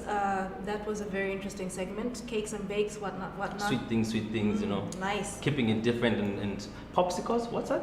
I didn't hear. Something about I didn't hear, but it sounded popsicles. like ice cream, but cake Making in a popsicles. box. Well, yeah, sounds very sophisticated and Yeah, different. we'll ask Probably Ashlee tasty, to yeah. clarify for us. Where are we going from here? Do you What's need next? 5? No, I need more. Probably 10 or something. Okay, so I'm trying to work and you're trying to get food from her. well, I had a sit down with Melo Cleaning Services. They basically told us more about entrepreneurship, how they started off their partnership with a company in Kenya. So they just basically briefed us more about entrepreneurship and so on and so forth. So we're going to go to the shoot, the video, short clip, and then we'll get back with more guests coming over. We've got Tio still coming over. We have a lot about lifestyle, so it's a lot of dressing up, a lot of looking good, makeup, and so on and so forth. Tia is coming, or it's the video that'll be playing? Well, she's still gonna be on the show. So she's still coming through. Anyway, yeah, so we'll be right back after this, guys.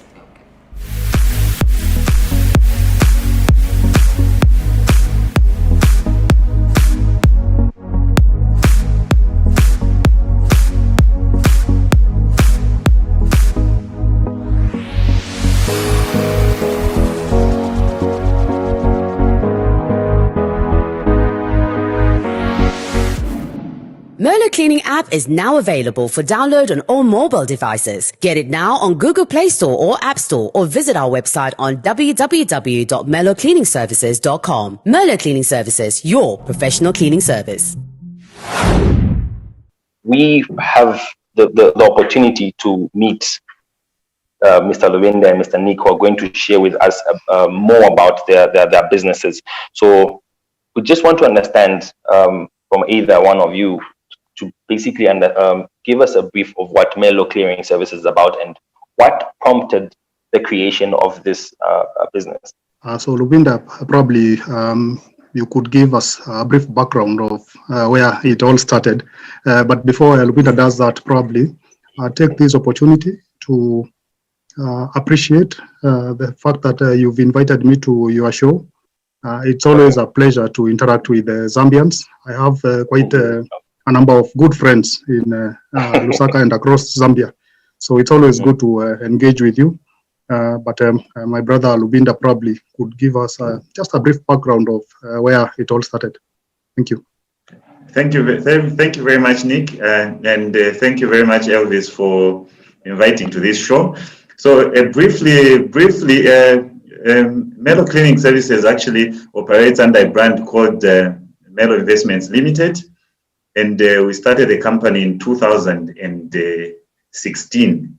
So what really prompted us to start this company was simple.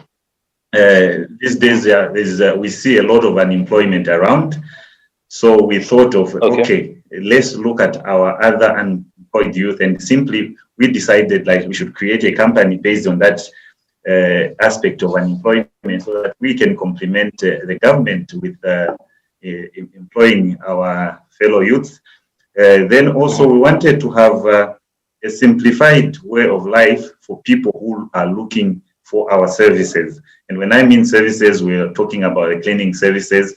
Our cleaning services are not the kind of cleaning service you everywhere. We really have a simplified way of doing our services, and it's a tailored kind of a service towards what people are looking for. Okay. From what you've explained how you started the business in 2016 and basically feeding off what is currently happening, which is unemployment. The question is, why such a cleaning services industry, or why cleaning services in terms of feeding off what is currently happening, which is unemployment? Why cleaning services? Why did you decide to do cleaning services? So, Lubinda, I don't know whether you would want to take that. Thank you very much. All in all, I think.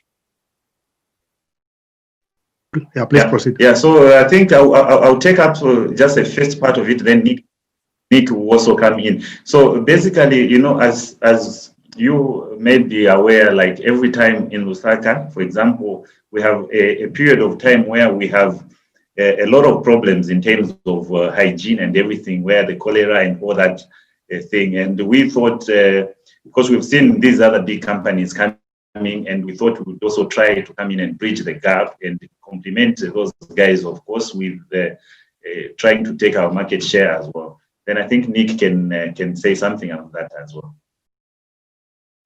Yeah, thank you, Lubinda. And it's interesting, Elvis, that you would ask that, because this is a question that I've been asking my friend and my good brother Lubinda. You know, why cleaning services? Because I was not into the cleaning services industry myself. He kept joking about it and saying that, you know, cleanliness is next to godliness. But what I've realized is actually the way to go, because we want to have like a safe and clean and, you know, a sanitary secure environment. Thank you. Currently, we are still working on deploying it on iOS. Right now, it's available on the Android platform. For any other mobile device with Android, that is available. For the iOS one, I think in a couple of weeks, it should be available for download. It's something we're working towards that. Okay, thank you very much. Now, Mr. Lubinda and Mr. Nick, you recently announced a partnership with Kenya, which is Zambia and Kenya Incorporation. Are you able to shed more light on what the partnership is about and just bring it to life? Okay, thank you for that, Elvis. Our friendship with Mr. Lubinda started quite a couple of years back.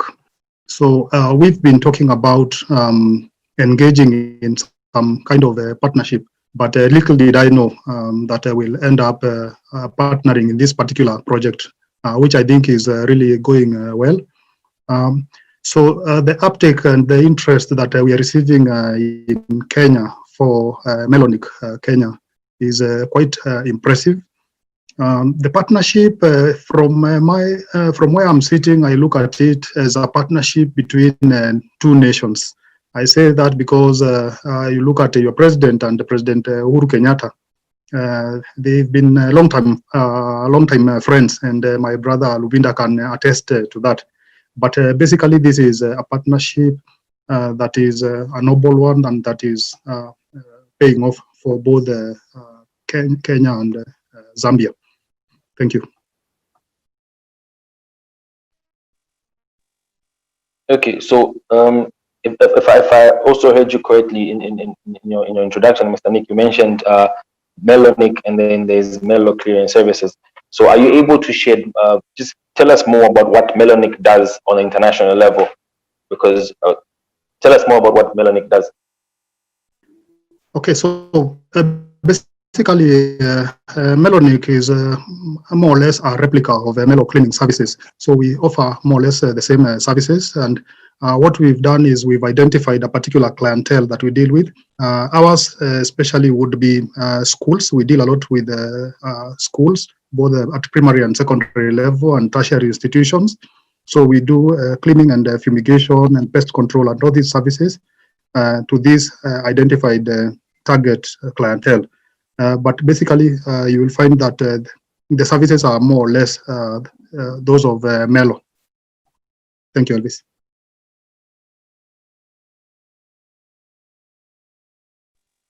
Okay, so current as it stands right now, how far or how has your partnership worked? And then also, you're dealing with schools.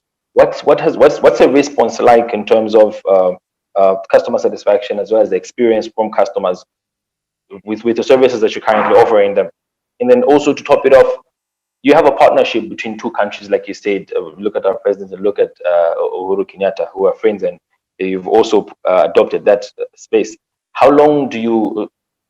What potential does this partnership present to both nations as well as to this industry?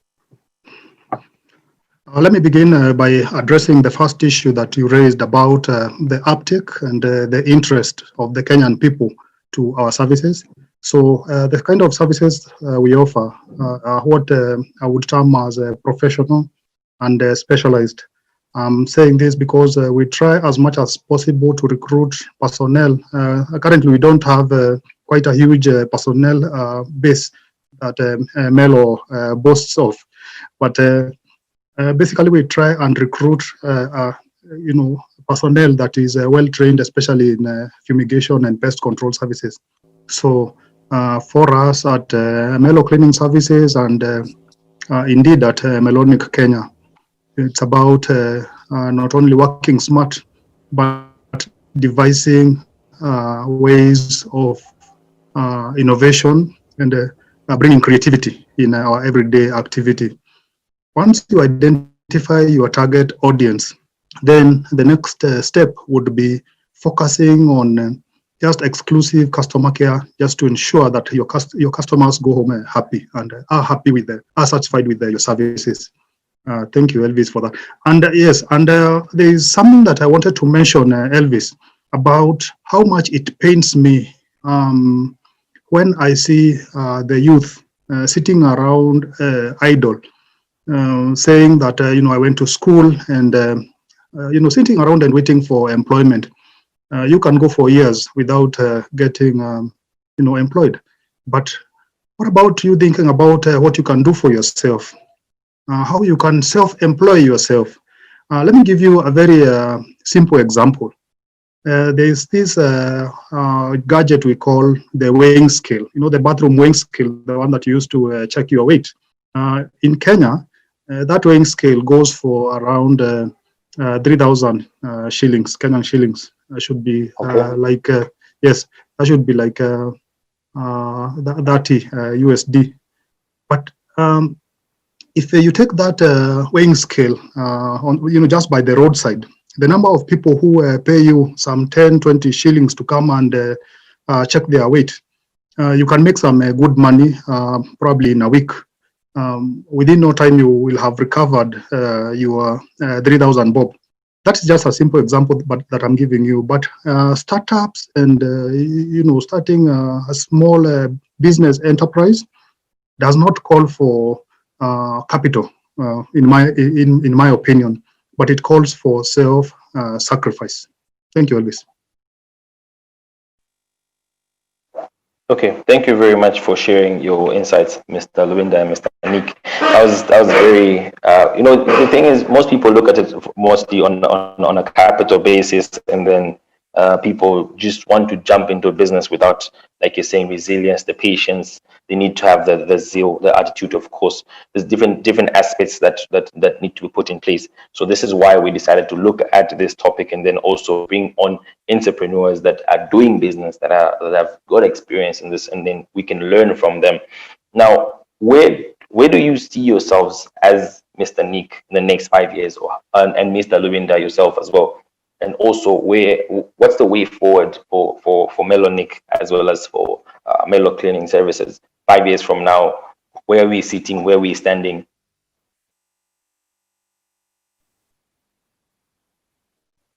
Thank you very much. As I mentioned earlier on, 5 years from now, we want Melo Cleaning Services and Melo Nick Kenya to be household names. That's all. The reason is simple. We want to encourage young people to venture into business. When I mean by venturing in businesses, first of all, a business starts with an idea. You cannot just go into business without an idea. We had an idea, we have realized it, we registered a company, a company in Kenya, we are also trying to expand into Kigali. Once an idea is there, put up the model, put up a concept, and you move forward. So all in all is we see this kind of business to continue and to be mostly the largest kind of employer among the youths. And come 5 years, I think the company will be a household name in not only in Zambia, but in Kenya, as well as our new venture into Rwanda.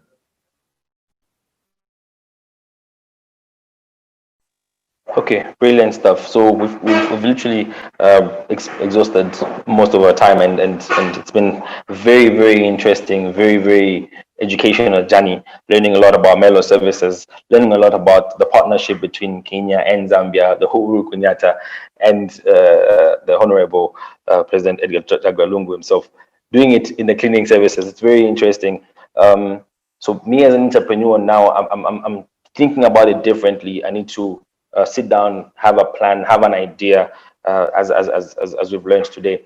So I'd like to say thank you very much for joining us for this short interview. It was very interesting.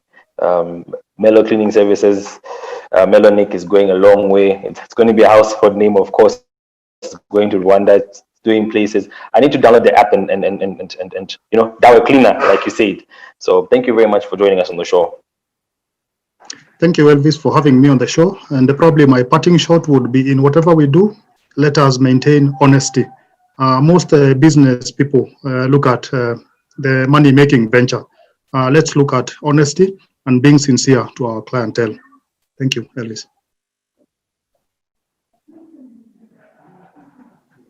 Thank you very much, Elvis. And also, as we say at Melo, we have just a short slogan. We say, my Melo, our Melo, your Melo, together we can. I like that slogan. Okay, so we come to the end of the interview. You're still watching Live in the Morning, channel 112 on Topstar, also on Facebook, which is Facebook Live. That's Live TV Facebook page. Stay tuned, and we have a lot more coming on. Melo Cleaning app is now available for download on all mobile devices. Get it now on Google Play Store or App Store, or visit our website on www.melocleaningservices.com. Melo Cleaning Services, your professional cleaning service.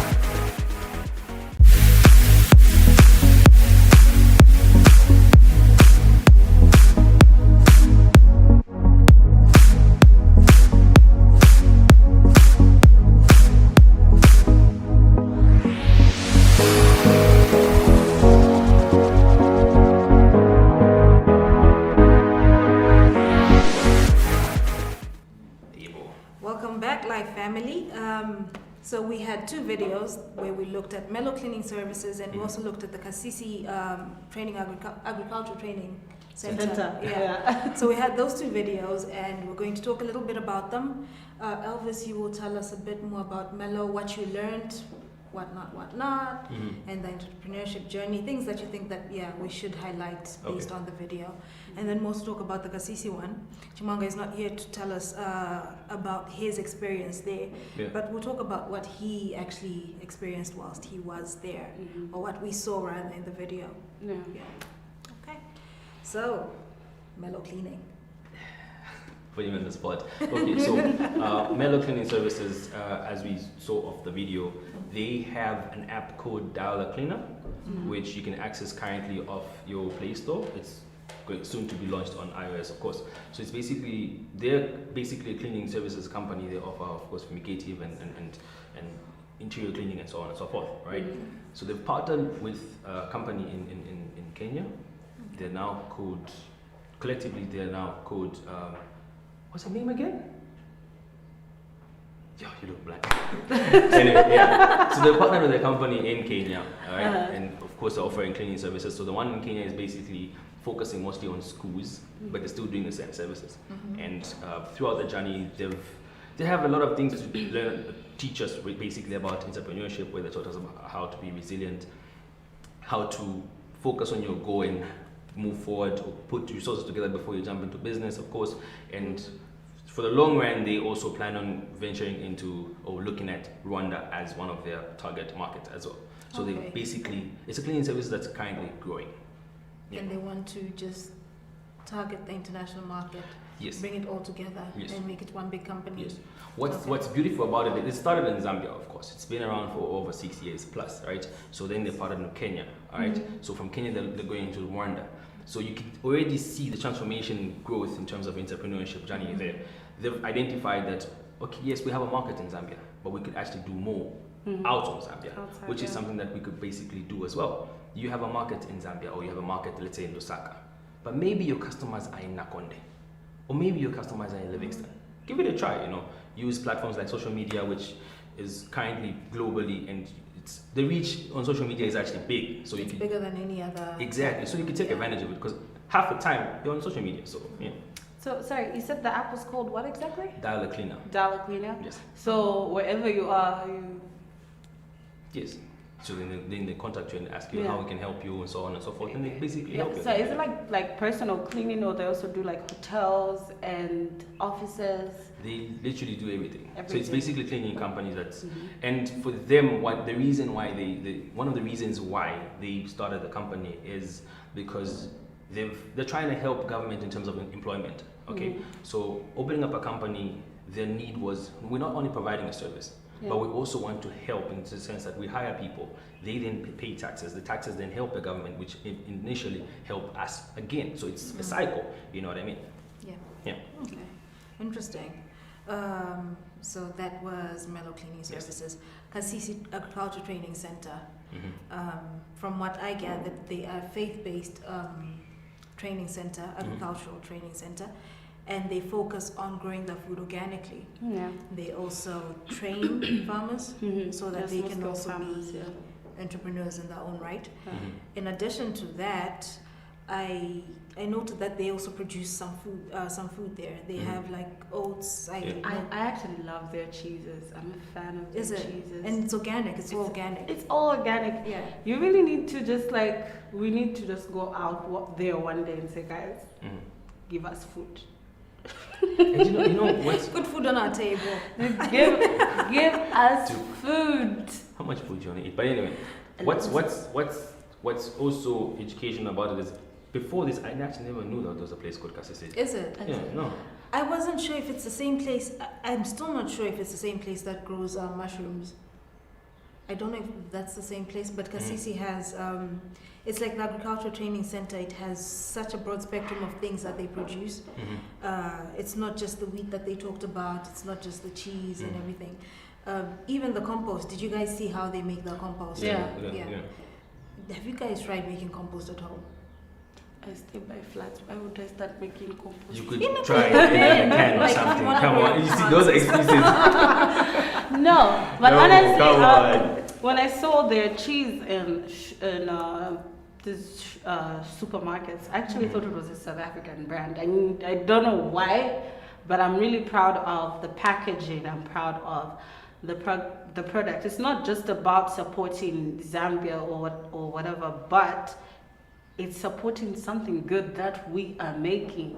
You know, Above something all, that it's organic. It's organic. I love the fact that it's organic. Chalo, we know you're into fitness. Okay, thank you. She's really rubbing it today. Yes, organic. It's organic. It's so organic. We get it's organic. We get it, man. We do. Thank you. Thank you. Thank you. It's organic. I'm just trying to encourage the right thing. It's organic. We get it. It's organic. So yeah, guys, it's organic. Yeah. Organic. Yeah. Yeah, I'm not saying that again. I'm not saying that again. You're not saying it again. Please don't. Yeah. So their packaging is actually quite good. And their food is good. Especially for me, the cheese is a winner for me. I love cheese. And I really pray that they come up with more types of cheeses.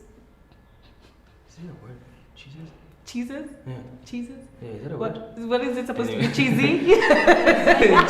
I don't know, so I'm not going to say it. You're not going to say it? I'm No, not I going think to it's say cheeses. She's gonna say organic. It's organic. We get you. Anyway, So it's I yours coming up next. like she said, the packaging is really good. Yeah. I think it's good that our local producers are stepping up and actually giving us products that look amazing, that taste amazing. Packaging is great, everything is great, and so yeah.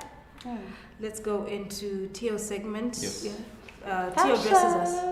Not you. Not you. Our stylist. But she'll be dealing with men soon, so don't worry. She'll be joining us soon. Yeah. So Tio's segment, where she'll be talking about fashion and what to wear with what, how to wear this, how to wear She's that. so pretty. She's like a little fairy. Like a little Barbie. Like she's just like a fairy. No, Barbie. Okay, both. Fairy has wings and everything. No, like have you seen like what she wears like on a day-to-day basis? Like Dude, so, like you know, This stylish. is probably gonna go on. Wait, no, wait. Me So- when you see me in a stenge at home every day, but she's like, oh, it's Ashley, I'm sorry, I'm just appreciating. Thank you. Okay, Thank you. it's organic. Yes, it's organic. So we'll be right back after Tio, guys. All right.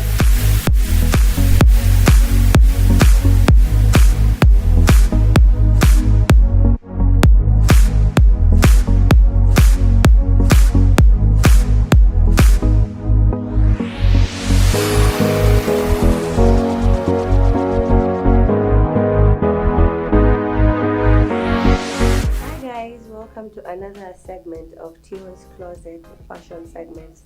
We usually come live to you every Saturday, so please tune in. So as I said in the beginning when I was starting this show, I talk about different types of clothing and how you can put the pieces together and whatnot. And then at the end of the show, I usually show you how I demonstrate on how you can wear the pieces as on myself. But today, I just brought a couple of pieces which are a must in a girl's wardrobe.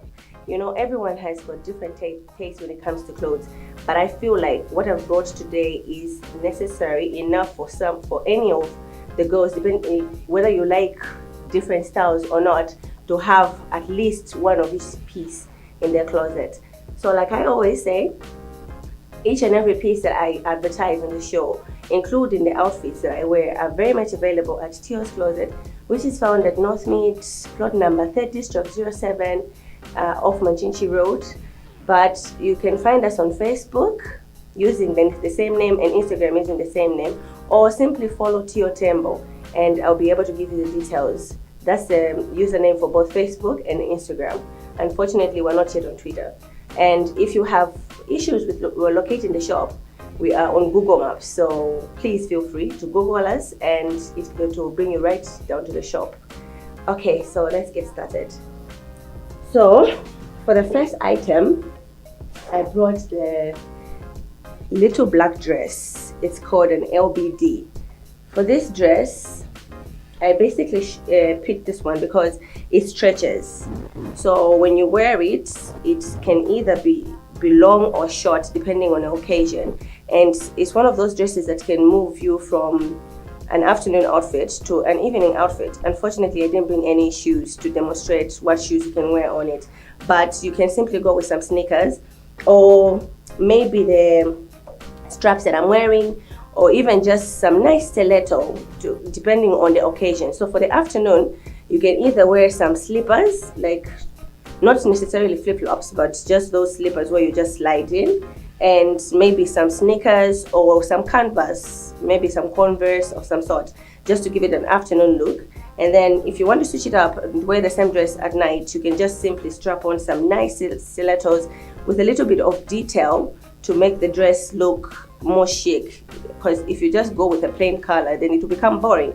So you can wear this with maybe a silver or a gold shoe, and then maybe carry a clutch like this one, and maybe just a black strapped shoe, but with a little bit of details in it, so that it's not as boring. But I think for certain girls, you can have the same dress, but it can be in a different version. This is to simply say that there are girls that are uncomfortable with wearing dresses that are fitted everywhere because they don't want to show the shape of their bodies, which is okay.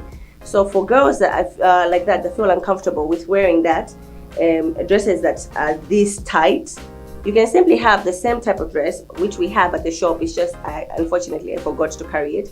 It's the same detail with the boobs, but then it's flared. So at least it gives you a bit of cleavage, and then it separates you, like it gives you enough room to breathe. That way you'll be able to be comfortable with anything you're wearing. For the second item, I brought tights. Now I know every girl needs to have these because, come on, every girl needs leggings, black ones to be specific. I brought the black tights because you can wear them anywhere, and by anywhere I mean the dress that I'm showing you can be a little bit complicated and can have a little bit of limitations, but not with the tights. The tights can be worn at home when you're relaxing, watching TV.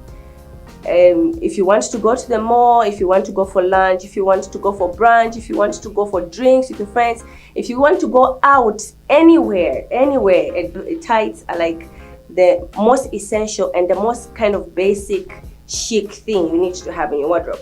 So with the black tights, you can wear them on any outfit, like any outfit that when you're going out. Like for example, you can throw on a t-shirt and some sneakers and you're good to go for casual.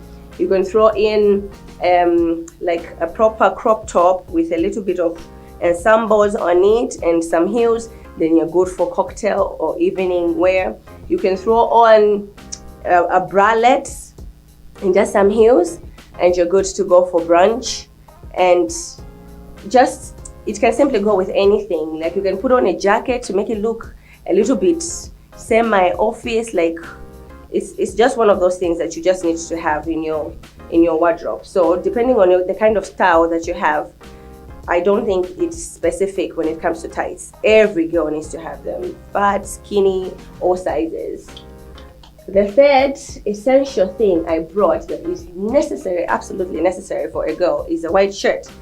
So I just bought a white shirt with buttons, but it needs to be specifically something which is a bit flexible to move from smart to casual to anything else that you can change it to depending on where you're going. So for this shirt, you can wear it with shorts, you can wear it with tights, like the same tights I'm showing you. You can wear it with jeans, possibly maybe ripped jeans or normal jeans. You can wear it with a skirt when going for work. You can wear it on top of a dress like this dress, and you just simply tie it in the front.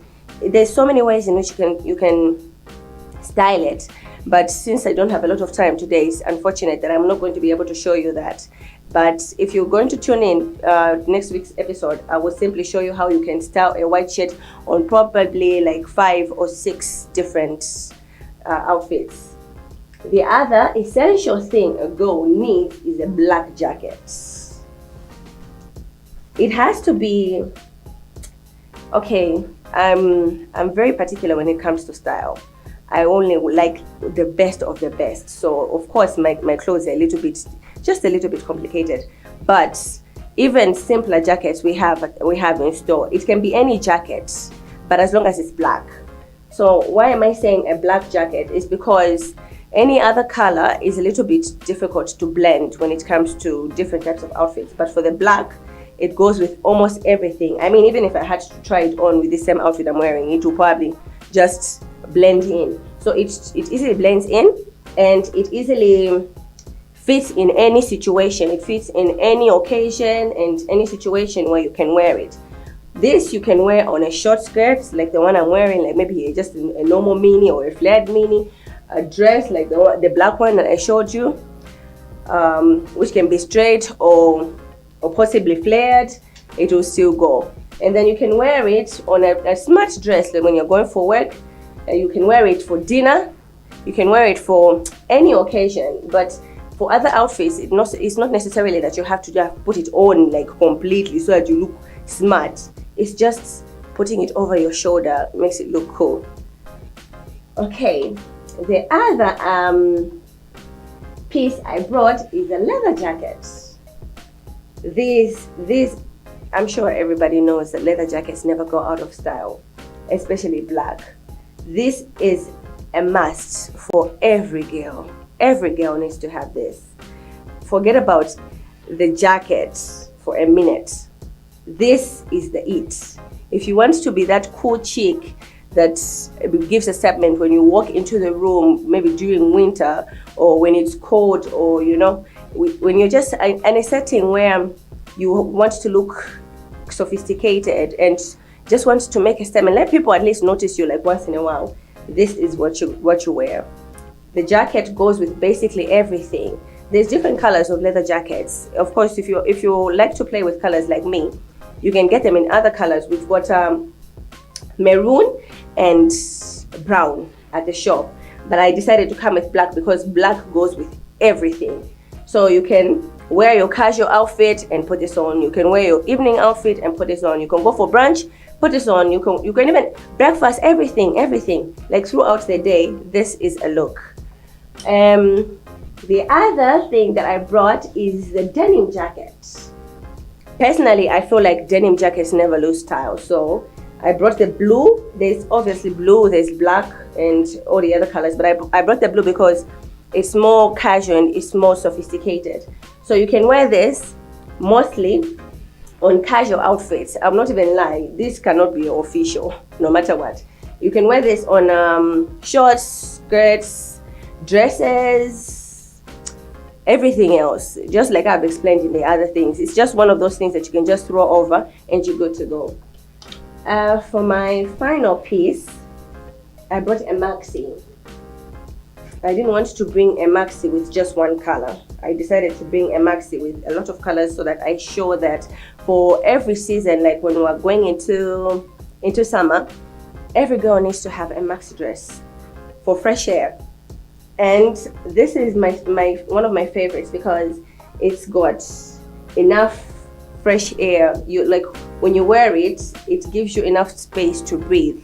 That's the whole point of wearing a maxi dress. It needs to let you breathe. Air needs to be circulating no matter where you are, no matter where you go.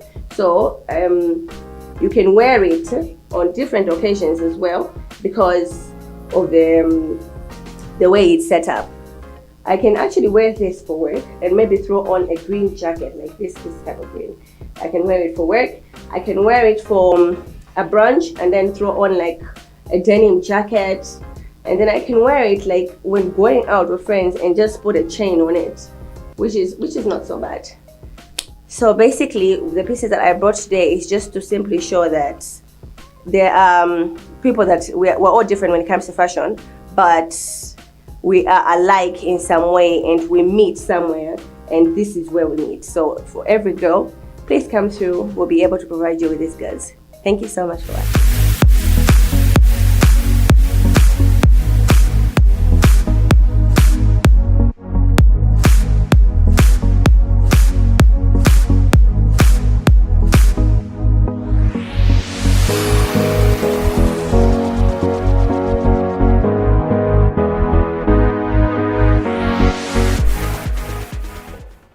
welcome back. You're still watching Live TV's Life in the Morning. My name's Elvis. So now we're doing what we call the health and lifestyle segment. And we have Mercy Moyo, who's going to shed more light on what she does in terms of entrepreneurship and her journey going onwards. Earlier we were with Tio, she's showing us how to dress up, how to put things together. However, dressing up is not complete. So we're going through how to put on makeup, your wigs and so on and so forth. So Mercy, welcome to the show. Thank you for having me. Okay, so Mercy is going to basically tell us who Mercy is and what is it that you do. Okay, so to start with, Mercy Moyo, based in Kabata. Okay. That's where I'm staying at the moment. I do makeup. Yeah, I wouldn't say I'm an upcoming makeup artist. I think I graduated from being called that. So I'm a makeup artist. I work from home at the moment. So reason being why I decided to work from home is I thought of the cost. Okay. Yeah, I thought of the cost because my clientele is not where I wanted to be at the moment. Yes. So I was like, okay, instead of renting a shop or doing something, that money can be used for something else, buying products and all those things. Yeah, so it all started as a joke. It's always a joke, isn't it? Yeah, so I started first working on my face, trying to perfect my skills. Okay. From there, I started doing it on my friends' faces. When they visit me home, I would just play with their faces. Yes. I was doing it for free. Until I realized like, oh, okay, I think I'm there yet. I'm there now. So it's when I started charging. Okay. Yeah, so I actually started charging at a low amount. Okay. Yeah, so I'm still at 150. Though, yes, then bridal 200. Yeah. Okay.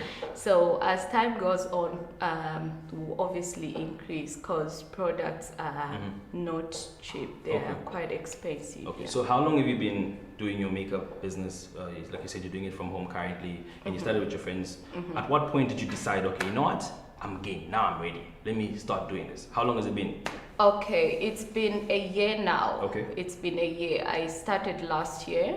Yes, after my company got liquidated, the company that I was working for. Okay. So I thought to myself, instead of sitting home or going out there to, look for jobs and stuff like that, I think let me come up with something that I can be doing on my own, my own free time and stuff like that. Yeah. Okay.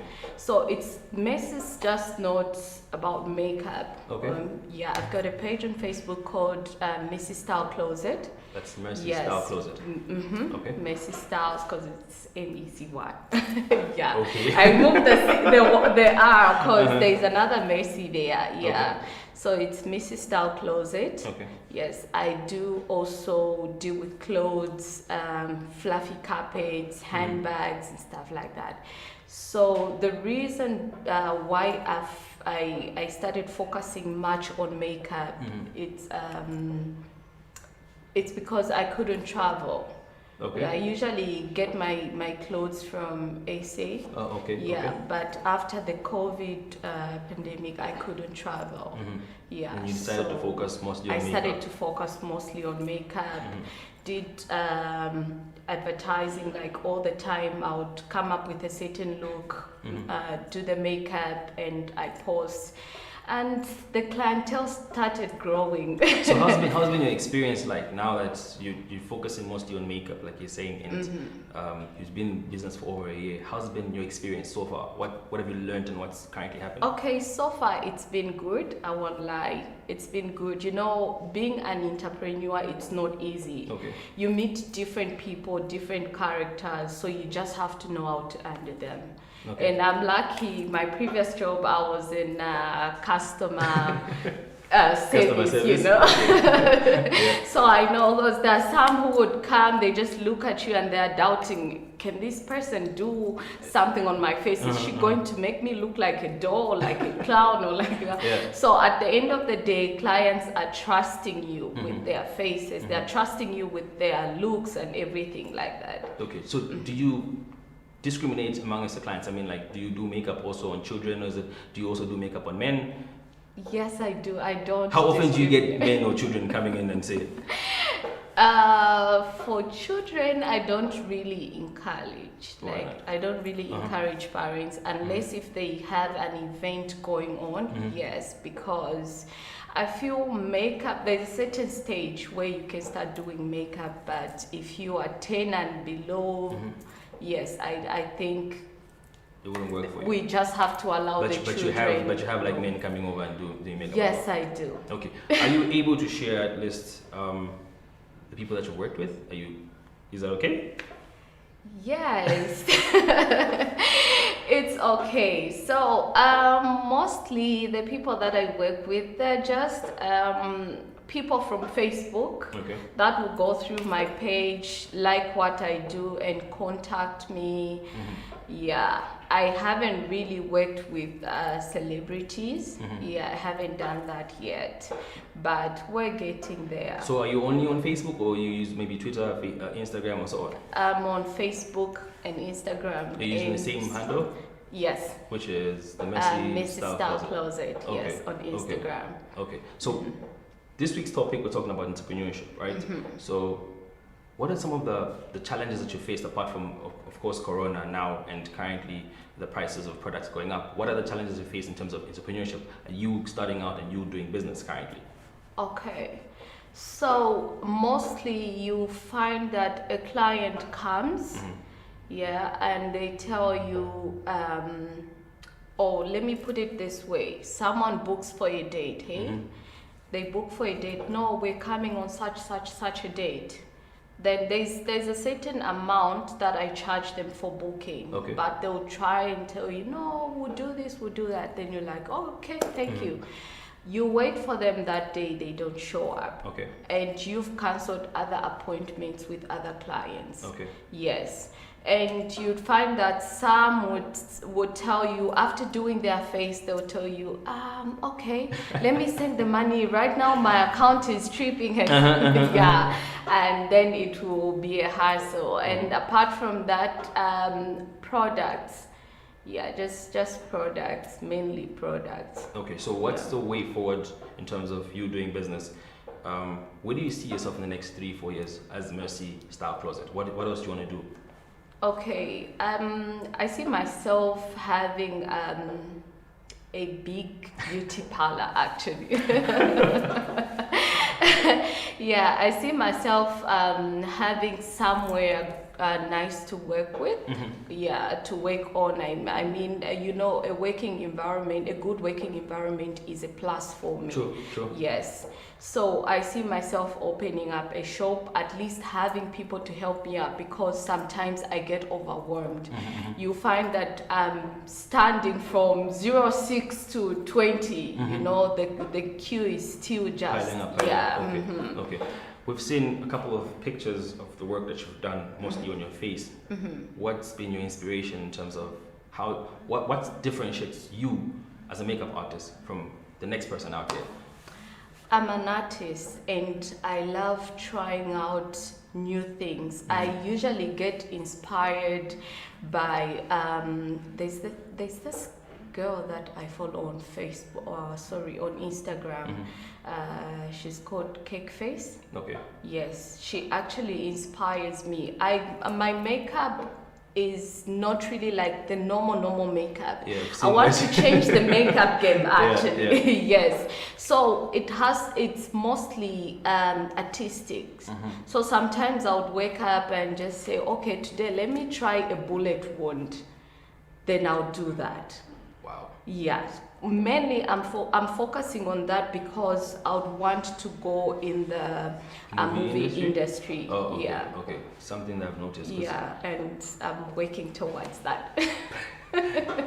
That's interesting. That's Yeah. interesting. So, we actually did enjoy you coming on the show. There's a lot that we probably have to learn about makeup and so on. Yeah. What's your general advice in terms of makeup? How do I put on makeup? If I want to wake up and I want to put on makeup today, I'm going for a wedding or could be a birthday party or so on. Okay. What's your general advice in terms of makeup? Makeup is interest. Okay. Yeah, makeup is interest. You need to have an interest and passion for it. I've seen people that have gone to school to do makeup, but they still can't do it perfectly on someone's face. I myself haven't gone to school, haven't been to school for makeup. I went to school for something else.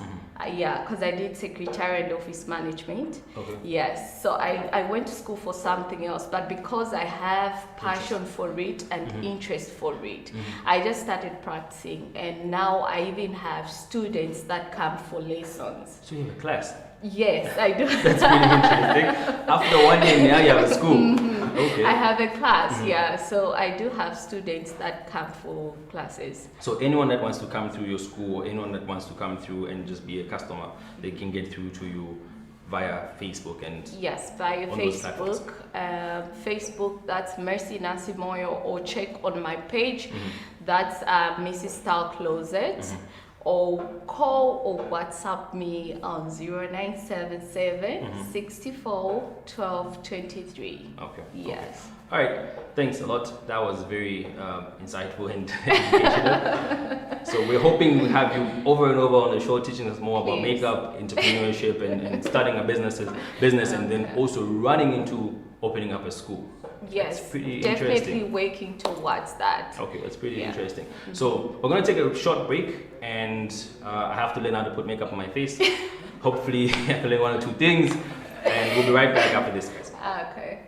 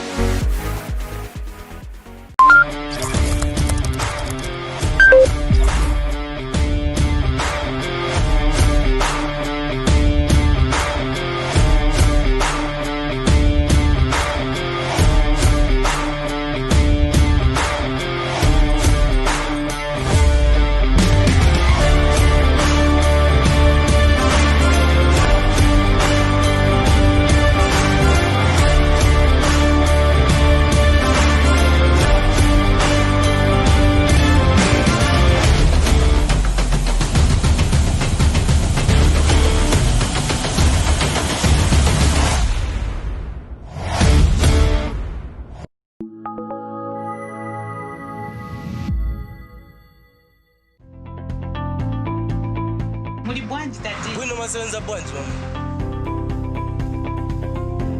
Chuniendesa kona iwe pali pako ma 20 apolo ma 5 kwa jari 4 makoino sasinjira kumuzonda makoino sochi sungachinjeko kubantu abane ndiyotopwana la 5 hours pamene pano leyo kamba nani.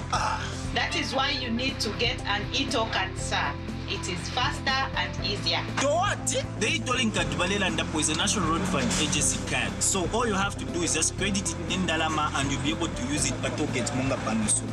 To avoid the inconveniences, so where you have to start looking for 20 Introducing the electronic toll card. It's easier, faster, and secure. Access the e-toll cards from all toll gates across the country or the agency's head office in Lusaka at only 30 kwacha. This message is brought to you by the National Road Fund Agency, a sustainable road fund.